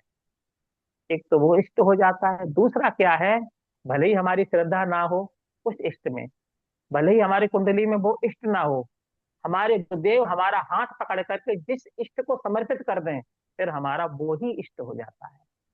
ओ। तो जी। पहला आपने बताया कुंडली, दूसरा आपने बताया जिसके प्रति आपके मन में भाव उत्पन्न हो जाए, जो भी भाव उत्पन्न हो गया, और तीसरा हमारे गुरुदेव जिसके प्रति हमें समर्पित कर दें, वो सबसे मेन हो गया। जी। है ना, वो जी। सबसे मेन हो गया, वो हमारे इष्ट हो। मैंने जो पढ़ा है क्या वो सही है? कि मैं जितना मैं पढ़ पाया कि अगर आपने कोई गुरु धारण किया है और आपने दीक्षा ली जी। है, तो फिर वो गुरु ही आपके लिए ब्रह्मा विष्णु महेश सब कुछ हो गए। मतलब फिर वही आपके सब कुछ हो, आपने उन्हीं को अगर साथ लिया तो आपका सारा काम हो जाता हाँ, सत्य वचन है, इसमें कोई संशय नहीं है। है ना, कि गुरु ही गुरु, ब्रह्मा, गुरु ही विष्णु, गुरु ही देवो महेश्वर है। हाँ, जी जी जी, ये भी सत्य है। अगर हमारे गुरु, इसलिए तो कहते हैं गुरु बनाने से पूर्व थोड़ा सा गुरु के विषय में हमें अनुभव होना चाहिए, कि हम जिस गुरु की शरणागति जा रहे हैं कि वो योग्य है अथवा नहीं है। तो पहले तो स्वयं अपनी सामर्थ्य के अनुसार योग्य गुरु को धारण करना चाहिए, जिससे कि वो हमारे हर क्षेत्र में, हम किसी भी क्षेत्र में जाना चाहें उसी क्षेत्र में हमारे लिए तैयार रहे। अगर गुरु ही योग्य नहीं मिला, तो गुरु तो हमारे बन गए वो, पर वो योग्य नहीं है, तो हो सकता है कि कहीं ना कहीं हम भटक जाएं, वो हमको ना संभाल पाए। तो यहाँ पर गुरु तत्व है, जब भी जीवन में धारण किया जाए तो ये देखा जाए कि भाई गुरु इस परकोटि के होने चाहिए, इस कोटि के होने चाहिए, वो हमको संभाल सके। इसलिए मैं तो ये कहता हूँ कि व्यक्ति को गुरु की तलाश नहीं करनी चाहिए। व्यक्ति को योग्य गुरु की तलाश नहीं करनी चाहिए, क्योंकि व्यक्ति में इतनी सामर्थ्य नहीं होती है भाई योग्य गुरु की तलाश कर पाए। उसे बस अपने इष्ट से प्रार्थना करनी चाहिए कि हमें ऐसे गुरुदेव मिल जाएं जो मुझे संभाल लें। तो हम में सामर्थ्य नहीं है कि हम गुरु की तलाश कर पाए, पर हो सकता है हरि कृपा हो जाए तो हमको ऐसे गुरु मिल जाएं। तो ना, जो हरि क्योंकि कृपा से गुरु मिलते हैं, गुरु को नापना, गुरु का पैमाना करना तो बहुत मुश्किल है एक व्यक्ति के लिए, कि कैसे मुश्किल है। पता चले कि योग्य कौन है और अयोग्य कौन है। हाँ, इसलिए जो इष्ट पर छोड़ देता है, इष्ट पर कि हमें ऐसे गुरु को आप स्वयं ही मेरे जीवन में ले आइए जो मेरा उद्धार कर सके। भागवत में श्लोक आता है, निगम कल्प तरोरिगलतम फलम सुख मुखा मृद्रव संयुक्तम पिबता भागवत रसमालयम। यानी कहने का तात्पर्य है कि जैसे कोई आम जब पकने लगता है, जब कोई फल पकने लगता है तो तोता को बुलाना नहीं पड़ता है। अपने जैसे आप आ पकने का नंबर आता है, तोता आता है, उसको चोंच जाए। मार देता है। ऐसी किसी भक्त की श्रद्धा जब परिपक्व होने लगती है, उसके मनोभाव परिपक्व होने लगते हैं, और अपने गुरुदेव से, अपने इष्ट से प्रार्थना करता है कि मुझे मार्ग दिखाने वाला कोई मिल जाए, तो गुरुदेव किसी ना किसी मोड़ पे उसको मिल ही जाएंगे। ये सत्य है। हाँ, जो मैंने भी पढ़ा उसमें यह है कि एक गुरु को, जिस तरह से शिष्य में एक भूख होती है गुरु को पाने की, उसी तरह गुरु को भी तलाश होती है एक योग्य शिष्य की, है ना। और गुरु तो हाँ, अंतर्यामी होते हैं, वो कहीं ना कहीं पहुंच जाते हैं जब उनको लगता है कि हाँ, वो भूख जागृत है या वो मुझे पुकार रहा है कहीं ना कहीं, तो वो पहुंच जाते हैं किसी ना किसी माध्यम से। जी जी जी। जब मैं छोटा था, तो जब गुरुदेव से दीक्षा नहीं ली थी, जी। तो मन में लालसा होती थी मैं ऐसे गुरु को बनाऊंगा जिनकी हजारों की लाखों की पब्लिक हो, जिनके दरबार में लाखों करोड़ों पब्लिक जाती हो, जो बहुत स्टैंडर्ड हो, जिनका नाम हो। ऐसी धारणा मन में बन गई। ठीक है। लेकिन जब गुरुदेव संपर्क में आए, जो पूजनीय स्वामी विद्यानंद वेदांत केसरी जी, तो जब इनके सानिध्य में आया, तो मैंने ये अनुभव किया कि मैं जब मेरा मन करता था गुरुदेव के चरणों में बैठ जाता था, चरणों को दबाता था, जो पूछना होता था पूछ लेते थे। कोई समय की पाबंदी नहीं थी। मन में विचार किया, जिसके हजारों शिष्य होंगे, क्या उसके लिए मेरे लिए टाइम होगा? नहीं सही होगा। बात। ये मैं सेवा भी नहीं कर पाऊंगा, पूछ भी नहीं पाऊंगा। मैंने कि बहुत अच्छा हुआ कि गुरुदेव हमें ऐसे नहीं मिले जिनकी हजारों लाखों की भीड़ होती हो। सही बात। तो ये गुरुदेव की एक विशेष कृपा होती है कि जो गुरु शिष्य का चयन करते हैं। महाराज, एक चीज हाँ बताएं कि पिछले टाइम में कुछ ऐसे नाम हुए कि जिन्होंने शायद गुरु और शिष्य परंपरा को, लोगों में काफी भ्रम आया है ना, और लोग बाग काफी उससे निराश भी हुए, जिसमें आसाराम बापू, राम रहीम, राधे माँ, ऐसे बहुत सारे नाम आए हैं ना रेगुलर में। हाँ हाँ, जी जी ठीक है। जी। अब मुझे बताएं, मैंने तो पूरी श्रद्धा के साथ आसाराम बापू को गुरु बनाया, मैंने तो पूरी श्रद्धा के साथ राम रहीम को गुरु बनाया, मैंने तो पूरी श्रद्धा के साथ आपको गुरु बनाया। अब बाद में आपकी ऐसी चीजें पता चली, इसमें क्या शिष्य दोषी है या गुरु का दोषी कौन, किसमें क्या मानेंगे हम? प्रथम तो एक जो संबंध वाली बात आती है ना, जब किसी से संबंध बन जाता है, जी। अगर हम आम भाषा में कहें पार्टनरशिप, हम्म। मान लीजिए हमारा किसी से पार्टनरशिप भी बन गया, अथवा परिवार में कोई मेंबर है, संबंध है हमारा कहीं ना कहीं, तो हमारे जीवन में कुछ भी शुभ अशुभ होता है तो कहीं ना कहीं प्रभाव तो पड़ता है उस व्यक्ति पे भी। मान पड़ता लीजिए है। हमारी धर्मपत्नी है, माता है, भाई हैं, तो मेरे जीवन में कोई भी मेरे से अपराध होगा तो उनको भी भोगना पड़ेगा। भोगना लेकिन पड़ेगा। प्रॉपर प्रॉपर उसी को भोगना पड़ेगा जिसने किया है। जिसने ये किया तो है। सत्य है। लेकिन छींटे तो उसको भी आएंगे जो आसपास में था। सही इसलिए बात। राजा राष्ट्र कृतम पापम, यदि राजा पाप करता है तो प्रजा को भी भोगना पड़ता है। प्रजा को ही भोगना पड़ता है। पड़ता है।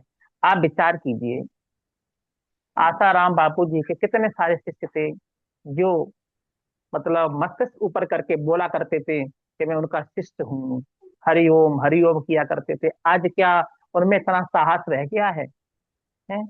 इतना आत्मसम्मान रह गया वो खुल के चार लोगों के बीच में बोल पाए? तुरंत उनके गुरु जी को लेकर के टॉपिक छेड़ दिया जाएगा, तो वहां पर उनको शर्मिंदा होना पड़ेगा। तो प्रभाव पड़ता है शिष्यों पर भी। प्रभाव पड़ता है इसके ऊपर। हाँ। और हम्म। प्रभाव दो तरह का है, एक तो प्रभाव होता है सामाजिक, समाज में लोग हमको उस दृष्टि से देखने लगे। और एक प्रभाव होता है आध्यात्मिक। वो कैसा है? जैसे हमारे हृदय में अपने गुरु के प्रति एक बहुत अच्छी निष्ठा थी। मैं ध्यान करता था, उनका स्वरूप सामने आता था, उनका ध्यान करते करते मैं ध्यान मग्न हो जाता था। लेकिन अब ध्यान करता हूँ तो उन्होंने जो कृत्य किए हुए उन कृत्यों की वजह से उनके प्रति निष्ठा नहीं बन पा रही है, धारणा नहीं बन पा रही है। तो ना ध्यान लग रहा है, ना ही ये अंतर मन पवित्र हो पा रहा है, ना ही शरीर की जो ऊर्जा है वो अच्छी तरह से निष्कासित हो पा रही है, ना ही संग्रहित हो पा रही है। यानी नुकसान तो बहुत ज्यादा होता हम्म। है जी। ठीक है। क्या आज की तारीख में जो देखने में आता है कि एक व्यक्ति विशेष से या व्यक्ति विशेष की योग्यताओं से ज्यादा चोले की पूजा है। आपने क्या धारण कर रखा है ना। अभी आपको कोई नहीं जानता। जी। एक ऐसा मान लीजिए, अभी आप किसी एक ऐसे शहर में कलकत्ता चले गए जहाँ आपको कोई नहीं जानता कि आप कोई साधक हैं क्या हैं। लेकिन आपने गेरुआ वस्त्र पहन लिए, चार मालाएं ऊपर टांग ली, कुछ तिलक छापे आपने लगा लिए, तो पांच सात आदमी आपके चरण भी छू लेंगे, सब कुछ, कोई महाराज जी बैठिए बैठिए बैठिए। जबकि वो जानते भी नहीं कि आप एक क्रिमिनल हैं, कि आप एक साधु हैं, कि साधक हैं, क्या है। और यही चीज बहुत ज्यादा देखी जा रही है। चाहे प्रयागराज में भी हमने देखा कि इतने सारे लोग बाग आए, जो कुछ हुआ। तो क्या ये एक ऐसा युग चल रहा है जहां पे केवल चोले की पूजा है, योग्यता की कोई पूजा नहीं है? हाँ, ये सत्य है, आपने जो कहा प्रश्न आपका है। इस समय स्थिति तो यही है कि चोले को लोग महत्व देते। हम्म।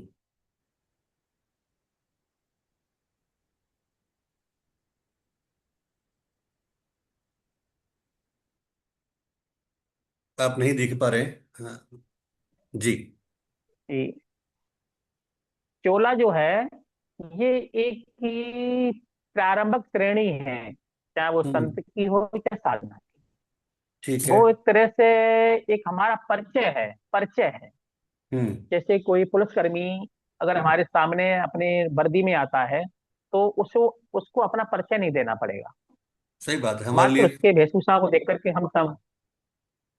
लेकिन अब यहाँ पर ये जरूरी है कि वो पुलिस वाला है या नहीं है। ये तो कब पता लगेगा? जब परिचय उसका हम विशेष रूप से परिचय लेंगे। प्रथम वेशभूषा को देख करके सिद्ध हो गया ये पुलिस वाला है। अब है या नहीं है, जब उससे हम वार्तालाप करेंगे, उसका विशेष परिचय लेंगे, तो जो योग्यता है, योग्यता तो बाद में दिखाई देती है, पहले दिखाई देता है वेशभूषा। चोला, सही तो बात है। लोगों ने क्या किया कि जो पहले दिखाई देता है वेशभूषा, उसको ग्रहण कर लिया।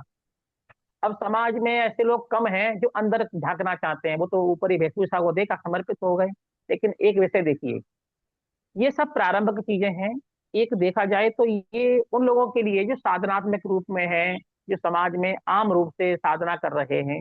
लेकिन जब वह एक कोटि पे पहुंच जाता है, एक उस स्थिति पे पहुंच जाता है जहां पर वेशभूषा भी नगण्य हो जाती है।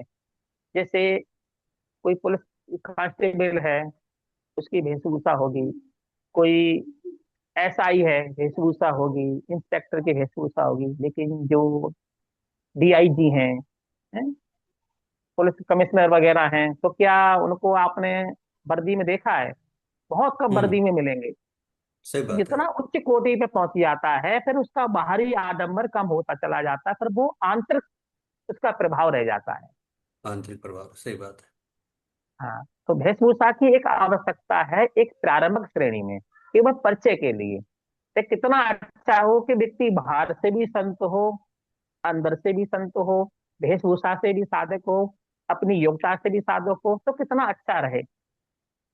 ऐसा नहीं है, आजकल लोग अपने आप को शो ऑफ ज्यादा करते, अंदर से इतना मजबूत नहीं बना पाते। जी। ऐसे कहा जाता है कि भक्ति आपको सतमार्ग की ओर ले जाती है, सन्मार्ग की ओर ले जाती है, ईश्वर प्राप्ति की ओर लेके जाती है।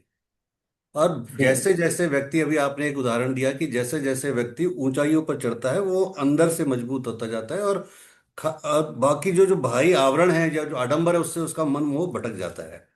लेकिन प्रयागराज कुंभ में भी, हमने जी। महाकुंभ में देखा कि जो बड़े बड़े शंकराचार्य थे, जिन्होंने करोड़ों रुपए के अपने महल जैसे घर बनाए, जहाँ बड़े बड़े सारे हम्म। वीवीआईपी आ रहे हैं, स्नान करवा रहे हैं, उनको अपने हाथों से डुबकियां लगवा रहे हैं, क्या ये सब? और हम्म। वो बड़ी बड़ी गाड़ियां, जो मतलब करोड़ों रुपए की गाड़ियां मेंटेन कर रहे हैं, और इतने उच्च उच्च पदों पर हैं, जो हम सनातन के या हमारे हिंदू धर्म के सर्वोच्च पद मानते हैं, क्या वो वास्तव में उस तक पहुंच चुके हैं, या केवल एक ये भी वही वीवीआईपी कल्चर चल रहा है? एक आम आदमी तक तो वो पहुंच है ही नहीं। जो भी आपने बोला कि मैं सोचता था कि लाखों करोड़ों वाला मेरा गुरु हो, लेकिन मैं एक ऐसे गुरु से मिला जहां मैं बड़े आराम से पैर दबाता था, समय निकाल पाता था। आज भी आपको शायद, मुझे लगता है कि, क्योंकि मैंने वो अनुभूति को महसूस किया है व्यक्तिगत रूप से, कि जब भी कभी आप आंखें बंद करते होंगे तो आप पाते होंगे आपके गुरु आपके पास हैं, आपको उनका स्पर्श आपको महसूस होता होगा अपने सिर पे, अपने, है ना, कहीं जी। भी। लेकिन वो जो करोड़ों वाले हैं, वो तो कुछ महसूस ही नहीं कर पाते, बेचारा एक आम आदमी तो पहुंच ही नहीं पाता, उनकी तो अप्रोच ही नहीं है वहां तक। दीक्षा तक नहीं मिल पाती है इनको विधिवत। टिकट ही नहीं मिल पाती। दूसरी एक चीज जो महाराज सबसे ज्यादा देखने में आती है, एक जो एक हमारे सनातन धर्म में एक जो परंपराओं में एक पोस्ट पोस्ट ही बोलूंगा उसको मैं, महामंडलेश्वर, आज की तारीख में। हम्म। अब महामंडलेश्वर हम्म। पंजाबी समुदाय से भी हो गए, वैश्य से भी हो गए, शूद्र से भी हो गए, वहां से भी हो गए, और अभी हमने देखा किन्नर समाज ने बॉलीवुड की एक अभिनेत्री को ही बना दिया जिन्होंने। तो ये तो एक ऐसा हो गया कि कोई भी आओ, पैसा लाओ और महामंडलेश्वर बन जाओ, और कुछ भी बन जाओ, कोई भी पद प्राप्त कर लो। हाँ, ये वास्तविक में देखा जाए तो ये महामंडलेश्वर की गरिमा ये नहीं होती है। और मैं ऐसे ऐसे लोगों को महामंडलेश्वर। जानता हूं जिनका मैंने पॉडकास्ट भी किया, या जो नहीं भी किया। तो मैं कई बार जब ज्योतिष सम्मेलन में जाता हूँ, मिलता हूँ लोगों से, तो जीन्स शर्ट में आ रहे हैं, टी शर्ट्स में आ रहे हैं, टी शर्ट्स के ऊपर कुछ रोमांटिक पिक्चर लगी हुई, और पीछे कुछ अच्छा लिखा हुआ, और महामंडलेश्वर अपने आप में कार्ड दे रहे हैं, महामंडलेश्वर। मतलब हम्म। महामंडलेश्वर को कार्ड देने की जरूरत पड़ गई, ये बहुत आश्चर्य की बात है। उनके चेहरे पे वो तेज होना चाहिए कि व्यक्ति खुद नतमस्तक हो जाए। और इतनी विडंबना हो गई है ये पद के लालसा में। अब मैं इस विषय में क्या बोलूं क्या नहीं बोलूं, कि हमने ऐसे संत देखे हैं, इतने तपस्वी हैं, इतने अपने आप में विद्वत श्रेणी के हैं, वो झोपड़ियों में पड़े हैं जिनके पास में चार साधक भी ढंग से नहीं है।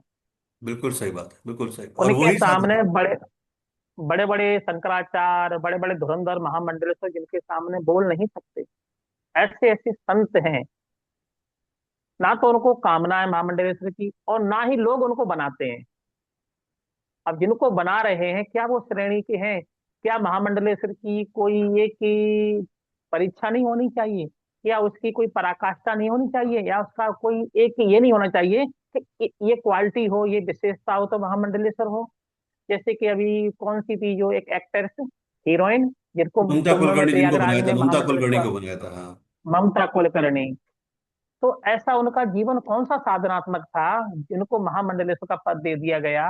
और उसमें भी आप देख रहे हैं कि उनका रूप देखा होगा, आईब्रो बनी हुई है, मेकअप पूरा कर रखा है। क्या ये महामंडलेश्वर की यही पर मतलब एक ही परिभाषा होती है क्या? सही बात है, मैं वही बोल रहा हूँ कि क्या। महामंडलेश्वर जी। हाँ। अब इसमें परिभाषा की जाए, शाब्दिक अर्थ किया जाए तो महामंडलेश्वर, महा माने बड़ा, अति, अति। मंडलेश्वर मंडली, मंडलियों का ईश्वर, जिसके अंडर में बड़ी बड़ी मंडली हो। कौन सी मंडली? आपने देखा होगा संत मंडली होती है। मंडली माने समूह।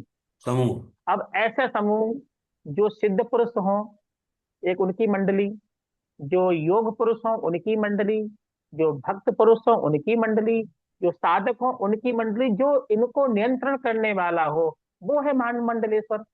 इनकी कितने साधक हैं, कितने सिद्ध हैं, कितने योगी हैं, कितना समूह है इनके पास में जो महामंडलेश्वर है। इनके पास में केवल एक भीड़ तो है, भीड़ है, क्या उस भीड़ में एक ग्रुप योगियों का है?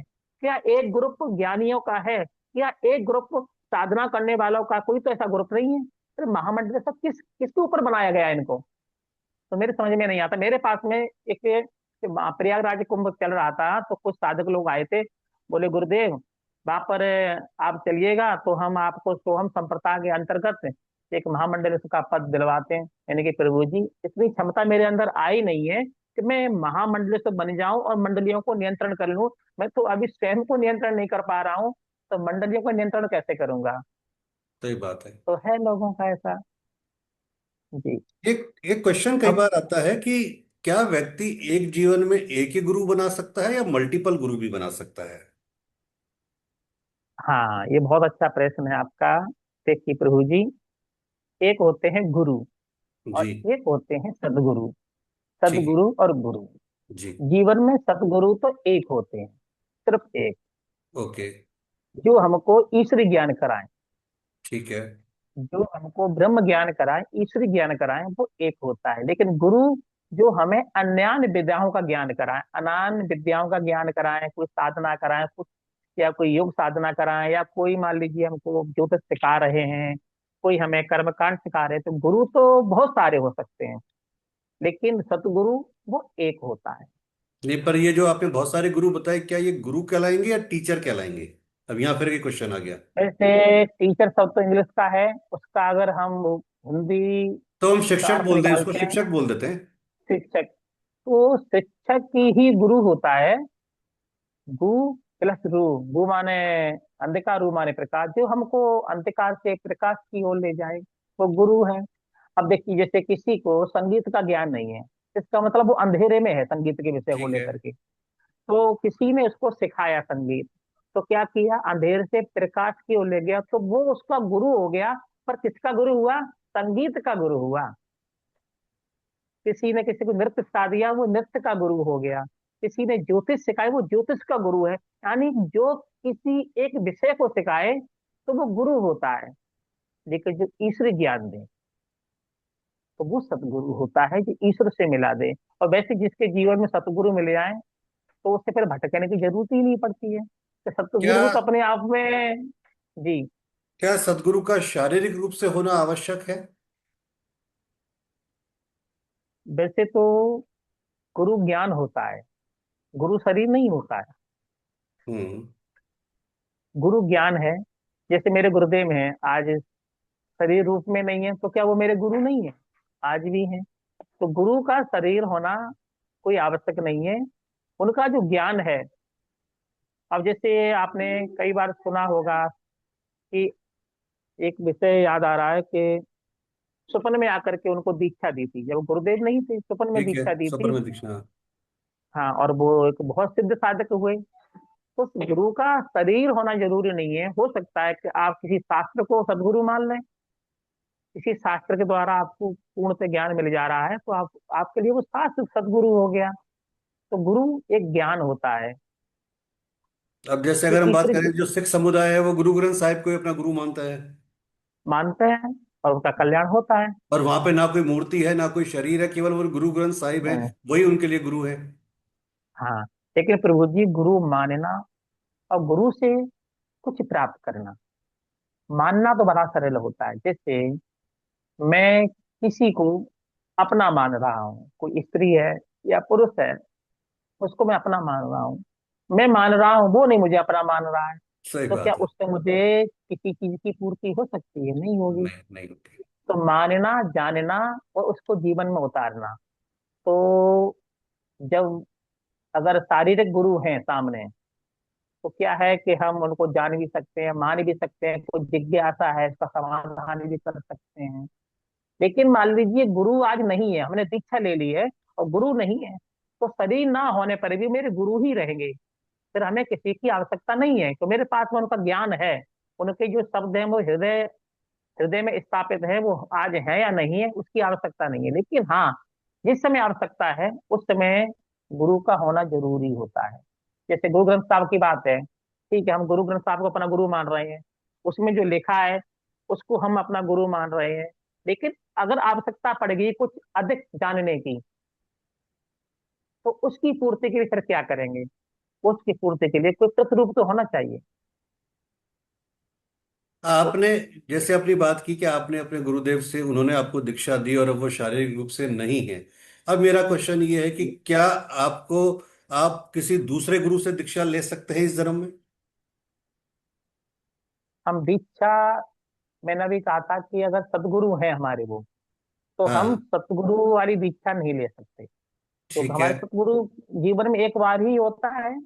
ठीक है। और वो हमारे जीवन में आ चुके हैं, उनके जो शब्द हैं, ज्ञान है, वो सब हमारे हृदय में स्थापित हो चुके हैं। तो हमें गुरु की, सदगुरु की आवश्यकता नहीं है। अब हमें कोई समाधान चाहिए, हम्म। तो हम किसी भी गुरु को अपना गुरु मानते हुए, अपने गुरु की छवि मानते हुए, हम उनसे वो ज्ञान प्राप्त कर सकते हैं। जैसे गोस्वामी तुलसीदास जी जब श्रीधाम वृंदावन में पहुंचे थे, तो कहा गया था ये बांके बिहारी जी हैं, इनको प्रणाम कीजिए। तो उन्होंने कहा था मैं ऐसे प्रणाम नहीं करूंगा, जब वो राम के रूप में आएंगे तभी मैं प्रणाम करूंगा, श्री राम जी के रूप में आएंगे। तो ऐसी कोई संत हैं और मुझे कोई ज्ञान चाहिए, तो उनसे ज्ञान प्राप्त कर सकते हैं, लेकिन अपना गुरुदेव मान के उसी स्वरूप को ध्यान करते हुए, तो उसमें दोष नहीं लगता है। लेकिन आप जी। उनसे दीक्षा नहीं ले सकते है ना? हाँ, दीक्षा नहीं, दीक्षा लेंगे फिर वो आपके दीक्षा गुरु हो जाए। गुरु तो, मैंने कहा आपसे, गुरु तो बना सकते हैं बहुत सारे, सदगुरु नहीं बना सकते हैं। सदगुरु नहीं तो बना आप हाँ, दीक्षा ले सकते हैं, लेकिन एक विषय की, सकते। हम्म। किसी भी आप ज्योतिष की, योग की, साधना की, शक्ति की दीक्षा ले सकते हैं, वो आपके दीक्षात्मक गुरु होंगे। मैं ऋषिवर जी महाराज को क्या संज्ञा दे सकता हूँ? एक साधक की संज्ञा, एक कथावाचक की संज्ञा, एक ज्योतिष की संज्ञा? क्या आपके लिए एक अपने आप में माना जाएगा कि आप क्या हैं? तो इसमें क्या बताऊं, मैं स्वयं भी बड़े संशय में रहता हूँ कि मैं अपने आप को क्या संज्ञा दूं। गुरुदेव के चरणों में जब से बैठा हूँ, गुरुदेव ने हर क्षेत्र से जोड़ा है, चाहे वो योग हो, वेदांत हो, तंत्र हो, ज्योतिष हो, स्त्री विद्या हो, आयुर्वेद को, हर क्षेत्र से जोड़ा है। अब तो उसी स्थिति में पहुंच गया हूँ कि भागवत कथा, वेदांत, ज्योतिष, सभी को एक तरफ करते हुए मैं भगवती राज राजेश्वरी को समर्पित हूँ इस समय। उन्हीं का ही साधक हूँ, और उन्हीं से ही मैं समाज को जोड़ना चाहता हूँ। यत्रास्ति भोगो नाही तत्र मोक्षो, यत्रास्ति मोक्षो नाही तत्र भोगो, श्री सुंदरी सेवन तत्पराणाम भोग मोक्ष करस्त एवा। अब यही चाहते हैं कि भगवती का, जो पर ब्रह्म का एक जो भगवती स्वरूप है, मैं बस साधकों को, भक्तों को उनसे जोड़ता हूँ। और जोड़ता उन्हीं को है, जो जाने ते देहि जनाई, जानत तुम्हें तुम्हें हो जाई। तो फिलहाल तो मैं एक भगवती का साधक हूँ। तो अब वो आप मुझे स्त्री विद्या साधक कह सकते हैं वर्तमान में। क्या आपका परिवार और से जुड़ा हुआ अभी भी है? अब मैं पूरी तरह से आध्यात्मिक क्षेत्र में हूँ। माता पिता से या कोई भी ऐसा भाई बहनों से या जो भी आपके हो, हाँ, उनसे कोई जुड़ाव अब है? वो सब उस तरह से जुड़ाव नहीं है, आध्यात्मिक जुड़ाव है। आध्यात्मिक जुड़ाव है। आपने क्या हाँ। शादी की हाँ, है, नहीं की आध्यात्म। अभी? अब मैं इन सभी बंधनों से मुक्त हूँ फिलहाल। शादी वगैरह इन सब बंधनों से मुक्त है? मुक्त हूँ, हाँ। उस प्रकोटि में हूँ कि सबको गुरुदेव के आदेश से ग्रहण भी किया था। अब उस चीज से थोड़ा विरक्त भी हूँ, उस पराकाष्ठा में हूँ। ठीक है। अब वो मेरे लिए, हाँ, सब एक समान हो चुके हैं, लेकिन पत्नी साधक, बच्चे हैं? परिवार। हाँ, परिवार है, लेकिन वो सब भौतिक क्षेत्र में है, हम पूरी तरह से आध्यात्मिक क्षेत्र में हैं। क्या उन्होंने इस बात को दिल से स्वीकार कर लिया है? उन्होंने? हाँ, आपने सबने नहीं? किया। हाँ। हाँ, वो सब साधक हैं, साधना करते हैं। उनको भी आध्यात्मिक क्षेत्र में जोड़ रखा है, वो अपने आध्यात्मिक क्षेत्र में है। मैं अपने मैं भी अपने आध्यात्मिक क्षेत्र में हूँ। किसी से कोई बंधन नहीं है, कोई रुकावट नहीं है, और सभी का साथ है। और उन्हीं के ही साथ की वजह से आज थोड़ा सा आध्यात्मिक क्षेत्र में मैं स्वतंत्र रूप से चल रहा हूँ। एक क्वेश्चन आता है कि साहब मैं बहुत कोशिश करता हूं पर ध्यान नहीं लगता, मन बहुत भटकता है, मन का भटकाव बहुत होता है, मन को कैसे रोका जाए, ध्यान कैसे लगाया जाए? हाँ, देखिए, मन बहुत ही चलायमान है। मन को रोकना तो बड़ा दुष्कर है।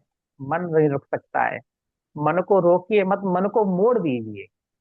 मन को रोकिए ये मत, मन को मोड़ दीजिए मन आपने। को मोड़ दीजिए। हाँ, जैसे ठीक है। कि गंगा जी की धारा जा रही है, गंगा जी की धारा को नहीं रोक सकते हैं पर मोड़ सकते हैं उसको। हम्म। तो जो मन हमारा सांसारिक विषयों में जाकर के झगमग हो रहा है, उसको वहां से हटा करके थोड़ा रास्ता चेंज कर दीजिए, डाइवर्ट कर दीजिए, तो वो मुड़ जाएगा, वो दूसरी धारा बहने लगेगी। और मोड़ने का क्या तरीका है? मोड़ने का तरीका है साधना। साधना का क्या तरीका है? साधना, साधना का तरीका होता है किसी इष्ट के प्रति समर्पित हो जाना। ठीक पहले है। तो अपने जीवन, देखिए, एक आधार होता है, वायु है, वायु स्वतंत्र है, लेकिन वो वायु को किसी का आधार देंगे, किसी बैलून में भरेंगे तो वो उसमें केंद्रित हो गई। जल है, जल स्वतंत्र है, लेकिन उसको किसी मटके में रखेंगे, उसको आधार देंगे तो उसमें वो संग्रहित हो जाएगा। जैसे वायु को रोकना बड़ा कठिन था, जल हम्म। को रोकना भी कठिन था, लेकिन उसको एक आधार दे दिया। तो आधार क्या है? ये साधना है। जब हम किसी इष्ट को अपना आधार मान लेते हैं, तो अपने मन को उसमें सौंप देते हैं, उसके प्रति समर्पित कर देते हैं, तो क्या जो मन हमारा अन्यत्र भाग रहा था वो इष्ट की तरफ भागने लगेगा। यही तो अंतर है चिंतन में और टेंशन में। हम्म। टेंशन करने वाले को बीपी हाई हो जाएगा, लो हो जाएगा, हार्ट अटैक हो जाएगा, लेकिन चिंतन करने वाले का अगर हाई भी है तो वो लो हो जाएगा। तो सही बात। चिंतन और टेंशन, तो जब ये मन संसार की तरफ भागता है, तब तो वहां होता है टेंशन। जब इष्ट के प्रति, ईश्वर के प्रति भागता है, तो वहां होता है चिंतन। तो चिंतन मनन निधिध्यासन तीन शब्द आते हैं। ये चिंतन करोगे तो क्या होगा? मनन करना पड़ेगा। जब मनन होगा तो निधिध्यासन होगा, और निधिध्यासन होगा तो क्या होगा? इस मन को सहज ही आनंद आने लगेगा, सहज ही समाधि लगने लगेगी। चिंतन मनन निधिध्यासन बिना अनुभव न होगा आत्मा, और आत्मा अनुभव बिना कैसे मिले परमात्मा। वाह। जी। साधना और समाधि में क्या अंतर हुआ? साधना और समाधि, देखिए, साधना एक क्रिया है। साधना करते करते करते करते हमें उस कोटि पे जाना है जहां पर ये मन समाधिष्ट हो जाए। तो ये ठीक। मार्ग है। हाँ, इस मार्ग से हम समाधि तक पहुंच सकते हैं। और समाधि दो तरह की होती है, एक आपकी संकल्प, और एक संकल्प रहित। एक संकल्प सहित, एक संकल्प रहित, जिसमें कोई कामना है हमारे मन में, तो उस कामना को उद्देश्य से समाधि में जाते हैं तो कामना की पूर्ति होगी। और कामना नहीं है, निर्बीज है, तो वहां पर आनंद आएगा, ब्रह्मानंद आएगा। ये समाधि की प्रक्रिया होती है। साधना और सिद्धि में क्या अंतर हुआ? हाँ, सिद्धि, जब हम किसी इष्ट को लेकर के, जब हम उसके मार्ग का अनुसरण करते हैं, मंत्र का जाप करते हैं, प्रक्रिया करते हैं, प्रक्रिया करते करते करते करते जब उस इष्ट की अनुभूति प्राप्त होने लगती है, उस इष्ट की कृपा प्राप्त होने लगती है, उसे कहते हैं सिद्धि। सिद्धि माने एक ही डिग्री। जैसे कोई एडवोकेट है, एकदम तो नहीं बना होगा, उसने कोर्स किया होगा, कोर्स करते करते उसको डिग्री मिल गई एडवोकेट की। ऐसे ही जो साधना करते करते उस साधना में पारंगत हो जाता है, इष्ट की अनुभूति हो जाती है, वो सिद्धि होती है। वो सिद्धि होती है। जी। अगर मैं, सपोज मेरे इष्ट श्री राम है या मेरे इष्ट श्री महादेव है, हम्म। लेकिन मैं मुझे श्री विद्या साधना करनी है, तो क्या मैं वो पॉसिबल है कि अगर मेरे इष्ट महादेव है या वासुदेव कृष्ण है या श्री राम है और मैं श्री विद्या साधना करना चाहता हूँ, तो क्या पॉसिबल है मेरे लिए, कर सकता हूँ? देखिए, पहले श्री विद्या को समझना होगा कि श्री विद्या है क्या, नहीं मतलब, साधना करने श्री से विद्या पूर्व। मैंने एक नाम लिया है, श्री विद्या, 10 महाविद्या, क्या कोई भी साधना मैं कर सकता हूँ अगर मेरे इष्ट दूसरे हैं तो? मेरा क्वेश्चन ये है। जब आपके इष्ट दूसरे हैं, तो ऐसे में किसी दूसरे को इष्ट बनाना इतना उपयुक्त नहीं है। जब इष्ट हमारे हैं, हमारे मन में इतनी जगह ही कहाँ बची होगी। जब इष्ट के प्रति समर्पित हो जाते हैं, तो एक को ब्रह्म द्वितीय नास्ति, फिर दूसरा वहां पर रह ही नहीं पाता है। तो हम किसी और को इष्ट तो नहीं बना सकते हैं, पर हाँ, गॉड रूप में। जैसे इष्ट दो तरह का होता है, एक मुख्य इष्ट, एक गॉड इष्ट। तो गॉड रूप में आवश्यकता अनुसार हम किसी की साधना कर सकते हैं। जैसे फॉर द एग्जाम्पल, कि हमको हम भले ही राम जी के हमारे इष्ट हैं, कृष्ण जी इष्ट हैं हमारे, हम भक्त हैं उनके, लेकिन हमारे जीवन में ऐसी परिस्थिति आ गई कि शत्रु प्रबल हो गए, कोर्ट कचहरी इत्यादि की परिस्थिति आ गई। तो ऐसे में हमें अब वो आवश्यकता माँ है बगलामुखी की। कि बगलामुखी पीताम्बरा की, तो हम बगलामुखी। उनकी साधना, उनको हम एक कार्य सिद्धि हेतु एक गौड़ इष्ट बना सकते हैं। अब लोग कहेंगे अरे क्या तो आपके राम जी में इतनी सामर्थ्य नहीं है जो आपके कोर्ट कचहरी से दूर कर दें। तो यहाँ पर ऐसा होता है कि एक होता है राष्ट्रपति और एक होता है मुख्यमंत्री। अब हमारी कोई ऐसी समस्या है जो मुख्यमंत्री से या विधायक से, सांसद से दूर हो सकती है, तो क्या हम उसके लिए राष्ट्रपति से प्रार्थना करेंगे? सही बात है यानी बिल्कुल। हम छोटी मोटी समस्याओं के लिए अपने इष्ट से प्रार्थना नहीं करते हैं, उसके लिए हमें अन्यान मार्गों का साथ मतलब सहारा लेना पड़ता है। तो अन्यान साधना कर सकते हैं, लेकिन कार्य सिद्धि हेतु, इष्ट इष्ट के लिए नहीं। आपका कार्य सिद्ध हुआ, आपने उसको रोक दिया, अगर आपने लगातार उसको जीवन में बनाए रखा तो क्या होगा यहाँ पर, व्यभिचारी योग बन जाएगा, यानी अपने इष्ट के रहते हुए अपने जीवन में हम दूसरा इष्ट ले आए। तो इसका मतलब जो मैं समझ पाया कि अगर सपोज मेरे इष्ट महादेव हैं तो मुझे शिव साधना करूंगा तो ज्यादा मेरी प्रबल होगी, ज्यादा मेरी ऊर्जा उस पर केंद्रित हो पाएंगी। जी। है ना, या कोई। हाँ। हाँ।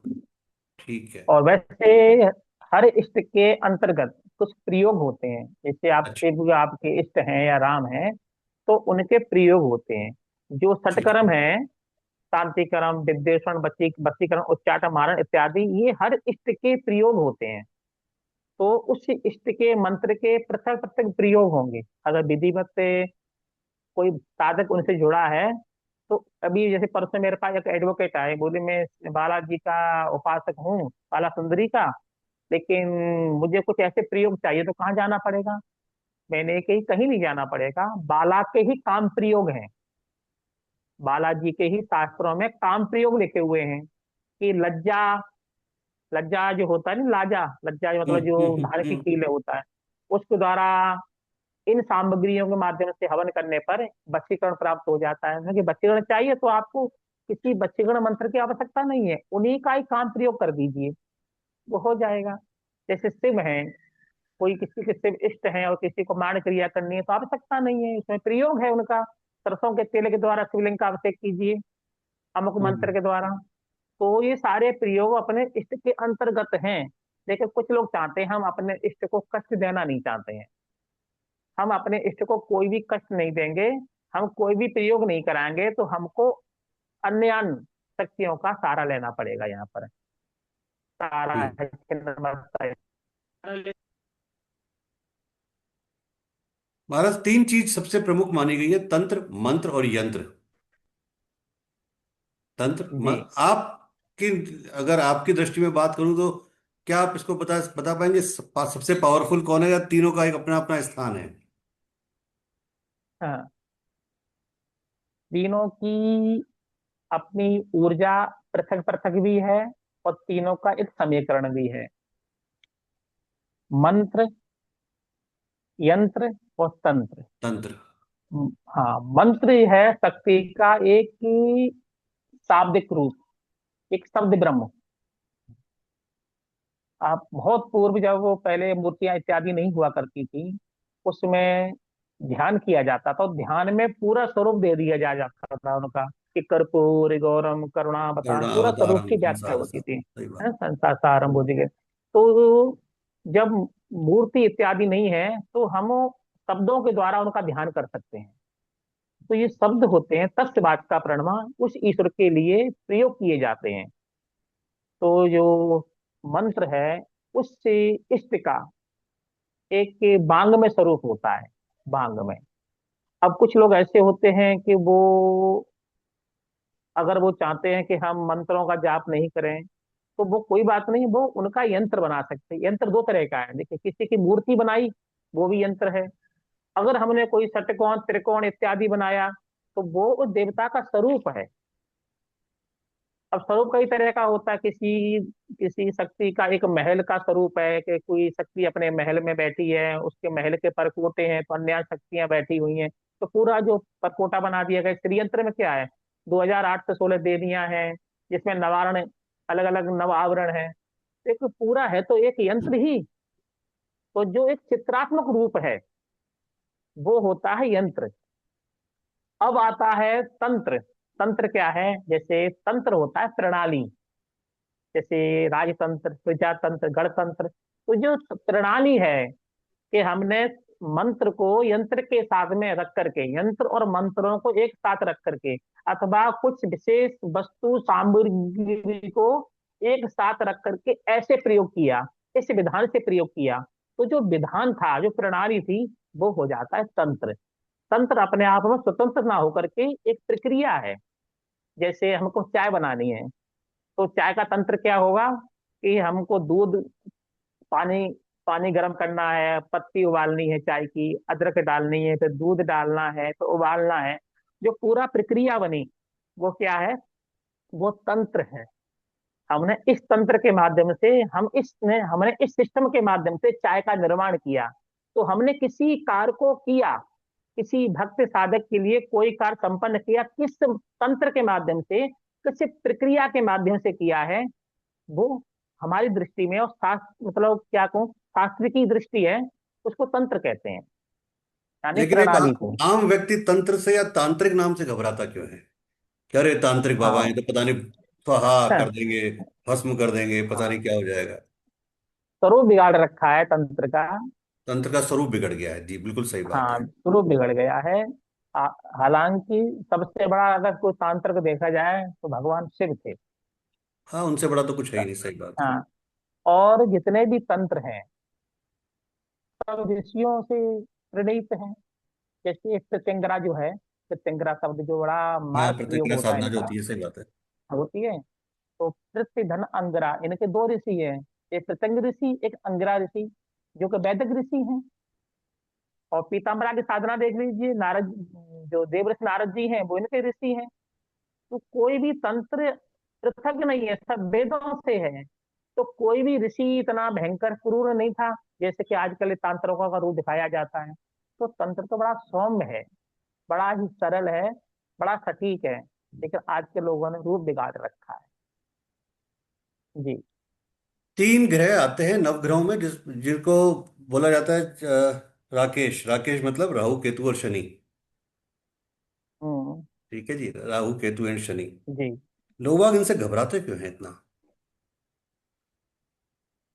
क्योंकि उन लोगों को इनके जो नेगेटिव पक्ष है, नकारात्मक पक्ष है, वो पता है उनको कि राहु है तो तो ऐसा करेगा। क्या राहु का पॉजिटिव पक्ष नहीं है क्या? हाँ, अरे, अगर राहु हमारा अच्छा नहीं होगा, जीवन में राहु नहीं होगा, तो राज सत्ता ही नहीं हाथ में आ सकती है। जो सही राज बात है। सत्ता है वो राहु की वजह से तो आती है। जीवन में जितना भी कार्य सत्ता है, कर्म सत्ता है, वो शनिदेव दिला रहे हैं। और जो सही बात। सबसे, सब कुछ करने के बाद भी जो बैराग प्रदान कर रहे हैं वो केतु कर रहे हैं। वो केतु कर रहे हैं, सही हैं? बात। अब केतु बैराग ना करें तो मनुष्य दिन रात काम करता रहेगा, मर जाएगा, बैरागी नहीं होगा। असल क्या है ना, हम लोगों ने ग्रहों के नकारात्मक पक्ष को पकड़ रखा है, इसलिए हमको डर लगता है उनसे। हम्म। अच्छा, एक विषय श्रीमान जी हम कहना चाहेंगे अपनी तरफ से। बोलिए जैसे बोलिए। अपने भारत वैदिक भाग में राहु है, केतु है, शनि, मंगल इत्यादि ग्रह हैं। मान लीजिए किसी का मंगल मार्क है तो ओम अंग अंगारकाय का जाप कीजिए। लेकिन विदेशों में तो वैदिक संस्कृति नहीं है, नहीं और है वो तो बिल्कुल। ओम अंग अंगारकाय का जाप तो नहीं कर रहे हैं। नहीं कर तो रहे हैं। क्या ग्रह उन पे प्रभावित नहीं हो रहे होंगे? उनका दोष दूर कैसे होगा? जी।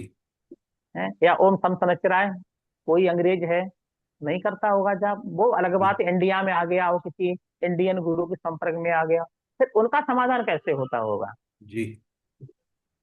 हैं? हम तो चंद्र को मतलब एक इस रूप में मान रहे हैं कि चंद्र है वो ऋषि अत्रि के पुत्र हैं, अनुसुईया के पुत्र हैं, ये स्वरूप है। लेकिन वो तो ऐसा नहीं मान रहे हैं, उनकी दृष्टि में ऐसा नहीं है, जबकि वो भी एस्ट्रोलॉजर हैं। जी। ये भी एक विषय है जिस पे काफी शोध किया जाएगा कि विदेशी लोग हैं वो इन मंत्रों को नहीं मानते हैं, फिर भी उनकी पीड़ा दूर कैसे होती है। तो समझना होगा ये ग्रह है क्या, और ग्रह का प्रभाव क्या है। किसी दिन हम इस विषय पे भी व्याख्या करेंगे। थोड़ा सा जी। इसके बारे में बताएंगे, फिर उन लोग वो लोग कैसे अपने आप को बाहर निकालते होंगे इससे? अगर आपने छेड़ा है तो बहुत अच्छा सब्जेक्ट छेड़ा है आपने। तो वो लोग क्या करते होंगे फिर, क्योंकि वो तो मानते नहीं है इन सब बातों को। जी, जैसे बात करते हैं हम सूर्य की और चंद्र की। ठीक है। सूर्य को हम लोग सूर्य बोलते हैं, हिंदी में सूर्य बोलते हैं। संस्कृत में तो बहुत सारे नाम हैं, विशेषकर मार्कंड नाम है। लेकिन जो अंग्रेज होते हैं वो ना तो सूर्य बोलेंगे ना मार्कंड बोलेंगे, वो क्या मतलब बोलेंगे, सन सन, बोलेंगे। सन बोलेंगे। लेकिन जो मुस्लिम लोग हैं वो सन नहीं बोलेंगे, हाँ। वो तो आफताब बोलेंगे। हम्म। आफताब, उन्होंने सन बोल दिया, किसी ने आफताब बोल दिया, किसी ने सूर्य बोल दिया, किसी ने मार्तंड बोल दिया। अलग अलग नाम लेने पर क्या वो ग्रह अलग हो गया? नहीं, वो ग्रह तो तो वही अलग रहा। नहीं हुआ, सही बात है। वो ही रहा। वही रहा। लेकिन नाम अलग अलग हो गए। ऐसे ही कोई ग्रह मारक है, कारक है, तो हमें उसकी दोष को दूर करने के लिए वो उपाय करने चाहिए जिससे कि उसकी मारकता दूर हो। अब जैसे जिसकी धारणा, जैसे हमारी नजरों में हम लोग संस्कृत का अध्ययन करते हैं, संस्कृत के माध्यम से ऋषियों ने मंत्र बनाए हैं कि ओम सम संवत्सराय नमः, ओम बुम बुधाय नमः, ऐसा कह करके उनको हम प्रसन्न करेंगे। ये मंत्र है क्या? ओम बुम बुधाय नमः, ओम अंग अंगारकाय नमः क्या है? दरअसल हमने अंग का प्रयोग जहाँ किया, इसका मतलब है हमारे शरीर में एक मंगल, जो अंग मन अग्नि, अग्नि की ऊर्जा प्रज्वलित हुई। अग्नि की ऊर्जा जब प्रज्वलित हुई, इसका मतलब मंगल तत्व है वो प्रज्वलित हुआ। हम्म। और उसी, अब हमारा मंगल अगर डाउन है, कमजोर है, तो हमने ओम अंग अंगारकाय नमः ऐसा किया तो क्या हुआ, ऊर्जा बढ़ने लगी। हम्म। लेकिन विदेशी विदेशी लोग हैं वो ऐसा नहीं करेंगे। तो वो क्या करेंगे, उस ऊर्जा को बढ़ाने के लिए उस चीज का ध्यान करते हैं वो लोग। ध्यान, मेडिटेशन। हाँ मेडिटेशन करते हैं। कि जो मंगल का स्वरूप क्या है, ये तो आप जानते हैं कि वस्तु को सब मानते हैं कि वो नाम पृथक पृथक होता है। अब हाँ। वो मंत्र का जाप नहीं करेंगे, उनके लिए ओम अंग अंगारकाय का कोई महत्व नहीं है। वो उसकी ऊर्जा का ध्यान करेंगे, स्वरूप का ध्यान करेंगे कि मंगल है वो ट्रेंगल बना हुआ है, रेड कलर का है, तो उसका ध्यान करेंगे। तो स्वरूप का ध्यान करने से वो ऊर्जा घटती बढ़ती है। या उसको कन्वर्ट किया जाए कि मंगल का स्वरूप इस तरह का है, तो अब हमको उसके एंटिक देखना पड़ेगा कि हम मंगल को डाउन करने के लिए क्या करेंगे। तो उसका जो एंटिक होगा, यानी जल का ध्यान कीजिए, जल तत्व का ध्यान कीजिए। जल तत्व का ध्यान करेंगे तो क्या होगा, जो अग्नि पर जल पड़ेगा तो अग्नि तत्व बंद हो जाएगा। तो वहां पर जो है ध्यान मेडिटेशन चलता है विदेशों में।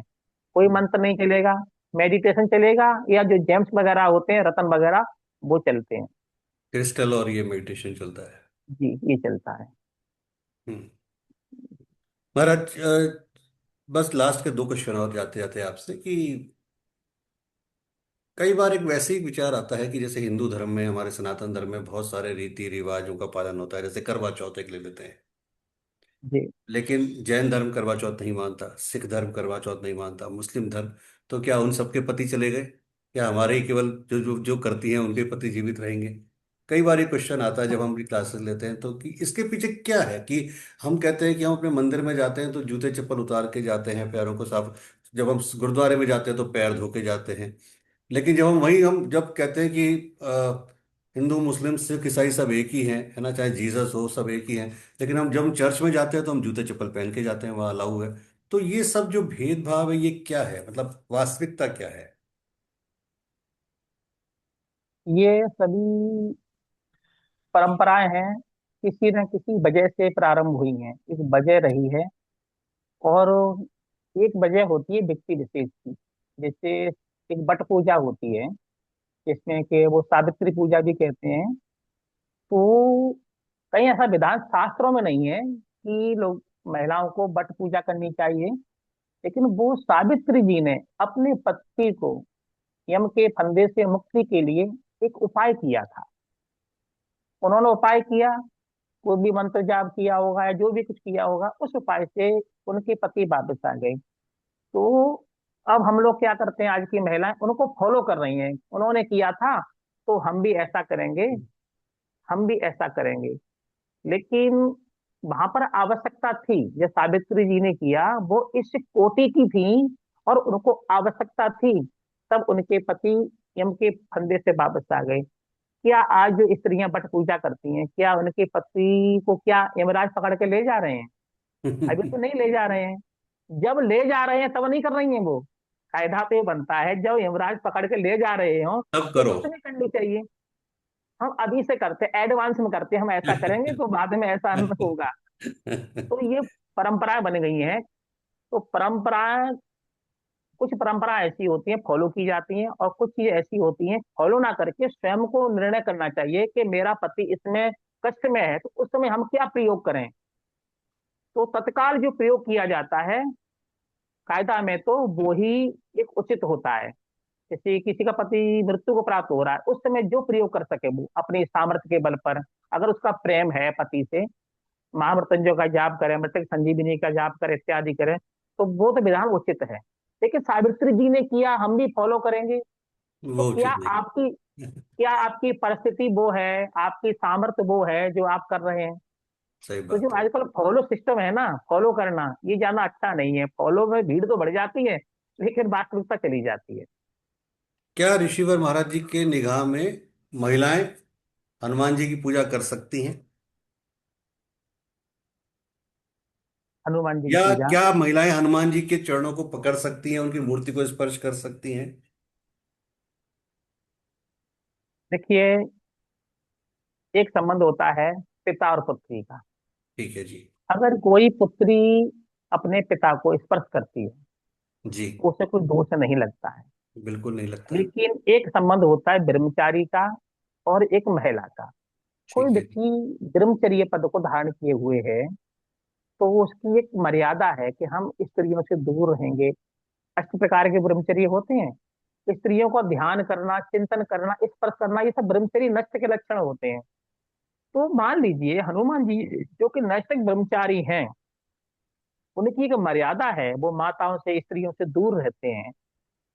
अब वर्तमान में वो नहीं है, उनकी प्रतिमा है, मूर्ति है, लेकिन है तो उनका ही स्वरूप, उन्हीं की ऊर्जा है। क्या एक स्त्री के स्पर्श करने से ब्रह्मचर्य दोष नष्ट होता है? ब्रह्मचर्य को दोष लगता है एक स्त्री के स्पर्श करने से, तो क्या वो नियम हनुमान जी के लिए फॉलो नहीं होगा? वो भी वहां पर फॉलो होगा। अगर वो ब्रह्मचारी है, ब्रह्मचारी के लिए स्त्री का निषेध है, तो वो निषेध तब भी था, आज भी है, और बाद में भी होना चाहिए। कायदा तो यही बनता है कि स्त्रियों को अपनी खातिर नहीं तो हनुमान जी की खातिर, उनकी मर्यादा की खातिर उनका स्पर्श नहीं करना चाहिए। पूजा करना, आराधना करना, जाप करना, इसमें कोई दोष नहीं है। मतलब अगर वो चाहे तो हनुमान चालीसा, सुंदरकांड वगैरह कर सकती हैं। कर सकते हैं, पर उसमें स्पर्श कोई दोष, दोष नहीं है। हाँ उसमें दोष नहीं है, स्पर्श दोष होता है। ठीक है। लास्ट क्वेश्चन आपसे। जी। थोड़ा सा श्री विद्या के बारे में बताएं। स्त्री विद्या के विषय में देखिए, स्त्री है क्या? संसार में, समाज में, जहाँ कुछ भी जो एक विशेष दिखाई दे रहा है वो स्त्री है। कोई गायक है, उसकी वाणी में रस है, वो क्या है? वो श्री है। वो श्री है। हाँ। या 100 गायक हैं, 100 गायकों में, अथवा 1000 गायकों में, अथवा 1 लाख गायकों में, जो अपने आप में श्रेष्ठ है, जो अद्वितीय है, वो क्या है? वो श्री है। जैसे लता मंगेशकर की सही हजारों बात। में अलग छवि थी उनकी। अलग तो छवि जो थी। अलग छवि है, एक अद्वितीयपन है, वो श्री है। ठीक है। वैसे देखा जाए तो ये जितनी पद प्रतिष्ठा मान यश वैभव, ये सब श्री है। लेकिन इसमें भी जो विशेष हो जाता है, वो वो विशेष श्री होता है। जैसे श्री लक्ष्मी जी को भी कहते हैं, श्री शब्द का प्रयोग लक्ष्मी जी के लिए करते हैं, अन्य अन्य देवियों के लिए भी करते हैं। लेकिन विशेष रूप से जो भगवती राज राजेश्वरी हैं, जो महाश्री हैं, जहाँ पर सभी, जैसे आपको मैं चित्र दिखाता हूँ अपनी साधना में, ये हाँ, ये भगवती चित्र राज मैंने ग्रुप पे भी राजेश्वरी देखा तो है, है। आपने शायद ग्रुप, ये ग्रुप पे भी शायद चित्र आया था कल परसों में। हाँ हाँ। अब हाँ। इनके सानिध्य में आप देख रहे हैं, ये एक तरफ तो भगवती महालक्ष्मी जी ठीक है। चावल डुला रही हैं, हाँ। एक तरफ माँ सरस्वती। बिल्कुल सही बात है। साथ में जो पंच प्रेतासन पर विराजमान देवी देवता हैं, यानी ये जी सारी स्त्रियां, ये जी सारी स्त्री जहाँ पर समाहित हो जाएं, जी। जहाँ लक्ष्मी भी समाहित हो जाए, महासरस्वती भी समाहित हो जाए, जहाँ पर सब कुछ समाहित हो जाए, वो महाश्री होता है। और ठीक जो है। महाश्री है वो ही श्री विद्या है। और जो ऋण की शरणागति में जाता है, तो जो कुछ सब कुछ समाहित हो गया, वो तो कॉम्बो पैक हो गया ना, वो कॉम्बो पैक है। जब उनकी शरणागति जो जाता है, वो धीरे धीरे वो साधक को प्राप्त होने लगता है। जैसे एक तालाब में किसी ने इत्र डाल दिया है, किसी ने मधु डाल दिया है, किसी ने शर्करा डाल दी है, कोई गोता लगाएगा तो उसको सभी का आनंद मिलेगा। तो जो श्री विद्या के शरणागति जाता है, उसे मात्र ज्ञान नहीं मिलेगा, मात्र धन नहीं मिलेगा, मात्र यश नहीं मिलेगा, मात्र बल नहीं मिलेगा, बल्कि सब कुछ प्राप्त होने लगता है। यह है श्री विद्या। और श्री विद्या की अगर वैसे बात करें कि अगर कोई व्यक्ति श्री विद्या करना चाहता है तो क्या उसके कुछ नियम हैं या कितना उसकी अवधि है, कुछ ऐसा?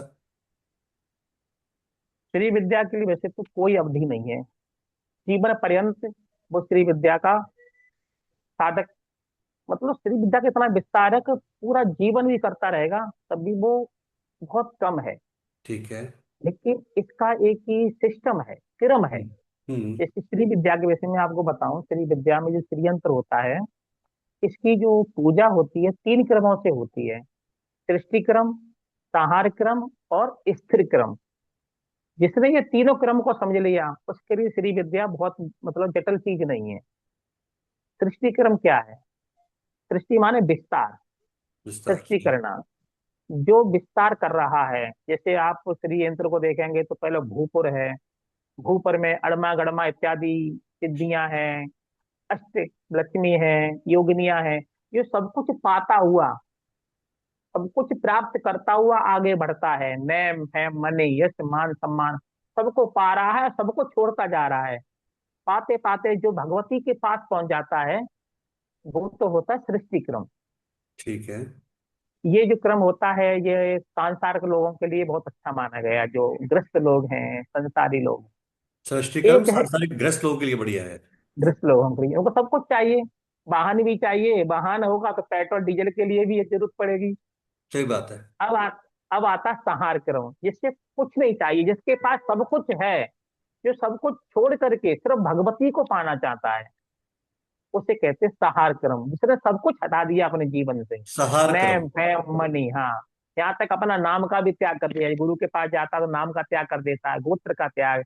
जिसने मान सम्मान घर परिवार सब कुछ त्याग करके केवल इष्ट को, भगवती को समर्पित हो गया, वो होता है संहार क्रम। तो वो तो अब ग्रस्त आता के है लिए नहीं है, वो तो ग्रस्त के लिए नहीं वो है। ग्रस्त के लिए नहीं है। ग्रस्त अगर यही तो होता है, बहुत से साधक अज्ञानतावश, हमने देखा है, खड़गमाला का वो पाठ करते हैं। तो हम्म। खड़गमाला में जो पाठ होता है, बिंदु से प्रारंभ होता है। बिंदु पर जो गुरु हैं 3 तरह के, तो वो खड़गमाला का पाठ बिंदु से प्रारंभ होकर के भूपुर पे आता है। वो गलती कर जाते हैं कि फिर वो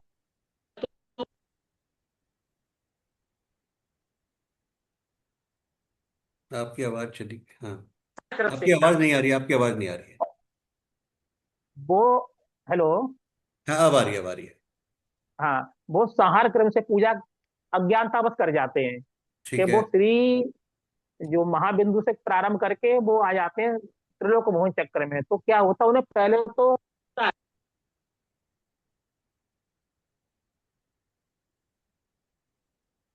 का तात्पर्य है कि संसारी लोगों को, ग्रस्त लोगों को सृष्टि क्रम से, और जो सन्यासी हैं उन्हें स्त्री क्रम, उससे संहार क्रम से। सहार क्रम अब से। बात आती अब बात आती स्त्री क्रम क्या है। अब देखिए, स्त्री क्रम अपने आप में विशेष रहस्यमय वस्तु है। ओ।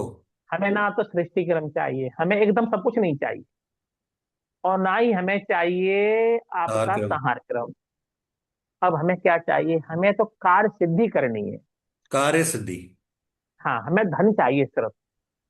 तो धन चाहिए तो हमें क्या करना है कि श्री यंत्र में पश्चिम से, पश्चिम दिशा से, जो पश्चिम और दक्षिण का कोण है, जिसे नैऋत्य कहते हैं, वहां पर भगवती महालक्ष्मी का निवास है। हमें पूरे यंत्र की पूजा ना करके केवल उसी स्थान पर भगवती लक्ष्मी का आह्वान करना है। तो हम वहां पर स्थिर हो गए, हम कहीं और नहीं गए, एक ही कोण पर स्थिर हो गए। या हमको कोई अन्य सिद्धि चाहिए, अड़मा लगमा महिमा चाहिए, तो हम किसी एक स्थान पर रुक गए, तो वो होता है हमारा स्थिर क्रम। ओके। हाँ, हमें मेडिकल पे सारी दवाई नहीं चाहिए, केवल पैरासीटामोल चाहिए, तो हमने वो ले ली बस, वो स्थिर क्रम हो गया। तो श्री विद्या में 3 क्रम होते हैं। और ऐसी श्री विद्या में भगवती के 5 स्वरूप होते हैं। एकदम को हमें देखा बहुत से लोग दीक्षा देते हैं, तो ललिता देवी, ललिता सुंदरी की दीक्षा दे देते हैं या षोडशी की दीक्षा दे देते हैं, ऐसा नहीं। दीक्षा का क्रम होता है। जैसे अभी मैंने आश्रम पर ये 4 दिसंबर को पूर्णिमा को दीक्षा दी थी, बहुत सारे साधक आए थे, तो उसमें एक दीक्षा का क्रम था। अब मान लीजिए हम किसी को दीक्षा दे रहे हैं, तो पहले उसको हमें सांभवी दीक्षा देनी पड़ेगी। अगर सांभवी दीक्षा नहीं देंगे तो वो दीक्षा को प्राप्त कैसे करेगा? तो सांभवी दीक्षा से पूर्व दी जाती है गुरु पादुका दीक्षा, यानी शिष्यत्व ग्रहण करना पड़ता है। जब तक हम किसी गुरु का शिष्यत्व ग्रहण नहीं करेंगे, तब तक हम उससे दीक्षा प्राप्त नहीं कर सकते। किसी से टोटी से जल पीना है तो बस झुक करके हाथों को लगाना होगा, तो थोड़ा सही बात झुकना झुकना होगा। तो पहले गुरुपाद का दीक्षा दी जाती है, फिर दी जाती है सांभवी दीक्षा। कि जो शिष्य दीक्षा लेने आया है, उसकी ऊर्जा इस योग नहीं है कि वो श्री विद्या को या किसी दीक्षा को संभाल पाए। तो उसमें गुरु अपनी थोड़ी सी एनर्जी ट्रांसपेरेंट करता है, उसके अंदर पहुंचाता है। तो क्या करता है गुरु? अपनी ऊर्जा को, अपनी शक्ति को शिष्य के अंदर संग्रहित कर देता है। जैसे ट्रांसफर कर दिया तो शिष्य भी एक्टिवेट हो जाता है। जैसे एक मोबाइल है, मोबाइल की बैटरी होती है और एक होती है पावर बैंक। जब मोबाइल की बैटरी डाउन हो जाती है तो पावर बैंक से ऊर्जा ले लेते हैं। तो गुरु अपनी ऊर्जा देकर के शिष्य को इस योग बना देता है कि जो हम मंत्र देंगे उसे ग्रहण कर लेता है।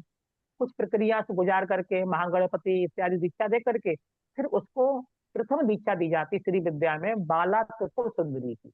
है। बाला त्रिपुर सुंदरी। प्रथम, हाँ, जो भगवती का प्रथम स्वरूप है बाला त्रिपुर सुंदरी, वहां से दीक्षा प्रारंभ होती है। जब वहां से दीक्षा प्रारंभ होगी, जैसे मैंने बताया था, उनका यंत्र भी अलग होगा, उनका विधान भी अलग होगा। अभी उनका संबंध श्री यंत्र से नहीं होगा, बिल्कुल नहीं होगा। अब यहाँ पर श्री विद्या में बाला की दीक्षा चलेगी कुछ समय तक। जब इसमें इसका पूरा विधान है, इसमें प्रांगत हो जाएगा, तब दूसरा क्रम प्रारंभ होगा, जिसे पंचदशी कहते हैं। पंचदशी में श्री यंत्र में प्रवेश करने का अधिकार मिल जाएगा, लेकिन कहाँ तक मिलेगा?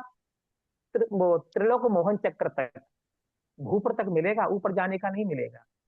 जब उस साधना में पारंगत हो जाएगा, तब अगला कदम शुरू होता है, जिसे कहते हैं षोडशी। यहाँ पर षोडशी, 16 हाँ। मंत्र आ जाते हैं, हाँ, 16 अक्षर का मंत्र मिलता है उसे। फिर इसे महाषोडशी, फिर राजराजेश्वरी, इस तरह से सिस्टम चलता है क्रम। लेकिन इसका अगर टोटल अवधि भाई, वही मेरा क्वेश्चन था कि अगर कोई करना चाहता है तो वो एक कहीं तो कुछ वैसे तो ठीक है पूरा जीवन ही साधना का है, बट एक भाई साल भर 6 महीना कुछ तो वो होगा एक ऐसा। हाँ, जैसे मान लीजिए किसी ने बाला की साधना की, तो बाला का जो प्रथम मंत्र है उसका 3 लाख की संख्या में जाप करना होता है। ठीक है। उसका एक एक प्रोक्षण कर लिया। इसके बाद उसके जो मंत्र होते हैं 3 अक्षर के, तीनों मंत्रों का 3 3 लाख संख्या में जाप कर लिया, तो एक श्री बाला का वो प्रोक्षण पूरा हो गया।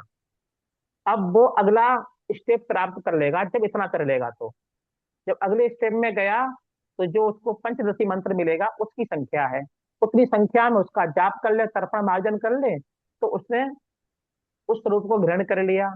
तो इस तरह से वो 1 वर्ष या 2 वर्ष में लगभग वो षोडशी तक पहुंच जाता है। पहुंच जाता है। हाँ हाँ। जिस अगर किसी को श्री साधना करनी है और सपोज आपके द्वारा करनी है, तो क्या वो जरूरी है कि वो साल 2 साल आश्रम में ही रहेगा? नहीं, आश्रम पे नहीं रहेगा। हाँ, कुछ साधक जो वास्तव में विशेष रूप से साधना कर रहे हैं, अपने को समर्पित कर दिया, तो उन्हें डर लगता है कहीं भूल त्रुटि ना हो जाए, तो गुरु सानिध्य में रहता है तो पल पल की जानकारी मिलती रहती है। लेकिन कुछ आवश्यक नहीं है। वो संस्कार होकर के, दीक्षित होकर के जब वहां से चला जाता है, गुरु निर्देश में अपने स्थान पर साधना कर सकता है वो। केवल दीक्षा के समय पर जिस चरण की दीक्षा चाहिए उस समय उसको आना पड़ेगा। दीक्षित करके उसको दिशा निर्देश कर दिया जाएगा और वो अपने स्थान पर साधना कर सकता है। तो अगर कोई वैवाहिक है, अगर कोई व्यवसाय करता है, अगर कोई जॉब करता है, तो वो भी साधना का अधिकारी है। जी, और वो निश्चित है आपके अधिकारी। आपके एक गुरु के जो निर्देश हैं उसको पालन करता हुआ, और समय समय पर जैसा वो पूरा होता जाता है एक एक चरण, फिर वापस गुरु के सानिध्य में आके कर सकता है हाँ उसको। जी।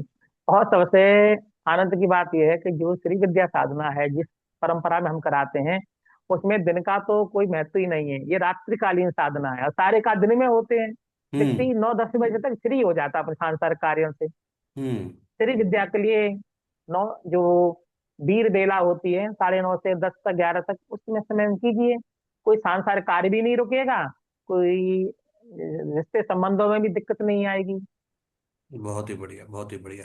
कर सकता है। आचार्य ऋषि अभी जी जैसे महाराज कि बारह बहुत। दिसंबर को अभी, जी जी, जी जी, बोलिए बोलिए बोलिए, आप 12 दिसंबर 12 दिसंबर को। को हाँ दीक्षा देने का कार्यक्रम चल रहा है, अभी 12 दिसंबर को होगा। हम्म। तो कुछ साधक लोग बाहर से आ रहे हैं, हमने 3 विशेष साधकों को उसमें चयन किया है श्री विद्या के अच्छा। लिए। हाँ, कोई भी साधक दीक्षा लेना चाहता है। अभी तक लोग उसके लिए शुल्क रखा करते थे कि 11,000, 21,000 इतना। यहाँ कोई शुल्क नहीं है दीक्षा का। हम्म। मैं भगवती का आशीर्वाद, उनकी कृपा से निःशुल्क दीक्षा देता हूँ। केवल जो उसमें साधना का सामग्री का प्रयोग होता है वो अपने पास से ले आए, लेकिन दीक्षा के लिए कोई शुल्क नहीं लिया जाता है। और इसमें भी महिला पुरुष कोई भी हो सकता है, या पुरुष ही? कोई भी हो, हाँ। कोई ना भी, ना ना। कोई भी हो हाँ, सकता महिला पुरुष बालक वृद्ध कोई भी हो सकता है। है। मतलब कोई भी एज का सभी के कुछ में लिए। वो नहीं है कि ये उम्र चाहिए या वो उम्र चाहिए। ना ना ना, हाँ, कोई उम्र की सीमा नहीं है। कोई वो नहीं। कोई भी हो और ये सकता आप है। अभी यहीं पे दे रहे हैं अपने, जो आपने बताया चंदौसी में, मतलब ये जो स्वर्ग आश्रम में ही? हाँ हाँ, स्वर्ग आश्रम में दीक्षा देंगे। 12 दिसंबर गंगा को? जी के तट पर।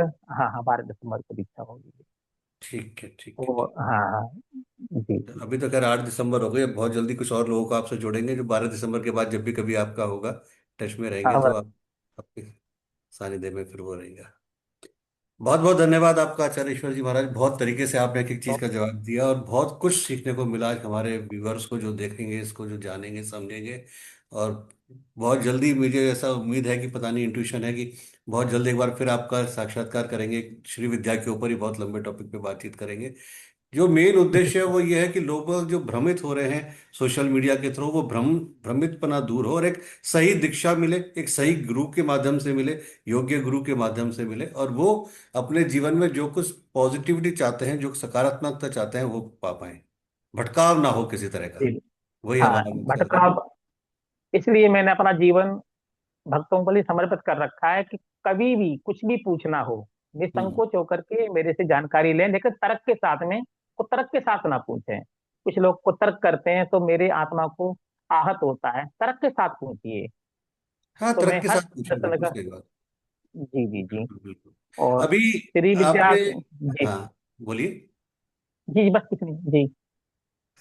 चलिए, मैं आपसे वो एक क्वेश्चन मेरे माइंड में था, लेकिन वो क्वेश्चन मैं इस रिकॉर्डिंग को बंद करके और फिर आपसे फोन पे भी पूछूंगा, क्योंकि वो यहाँ पे पूछना सही नहीं है क्वेश्चन वो पूछना, तो मैं हाँ आपसे हाँ। फोन पे बात करके और पूछता हूँ। हाँ, चलिए। आप पूछेगा। और आज थोड़ा मैं प्रस्थान, कहीं गाड़ी तैयार हो रही है इसलिए थोड़ा चलिए, सा और आज विलम्ब आप, होगा। अगर आप हमारे व्यूवर्स को कुछ बोलना चाहें, कुछ संदेश देना चाहें, कुछ भी जो उसको सुनेंगे जानेंगे, कुछ भी किसी भी बारे में आप कुछ भी अगर बताना चाहें, आप आशीर्वाद, अपना आशीर्वाद स्वरूप, तो बताइए, कुछ भी बोलिए। हाँ जी, प्रथम तो यह है कि मैंने अब तक जो कुछ भी प्राप्त किया है वो मेरा नहीं है, आप सभी का है। जिसको चाहिए, वास्तविक अधिकारी है, मैं देने को तैयार हूँ। और दूसरा यह, जो कोई साधना में आना चाहता है वो चमत्कार को भूल जाए। इसलिए नहीं है कि चमत्कार करें। चमत्कार को भूल जाता है तो चमत्कार स्वतः ही घटने लगते हैं। चमत्कार जीवन में स्वतः ही घटने लगेंगे, बशर्ते चमत्कार को भूल जाइए।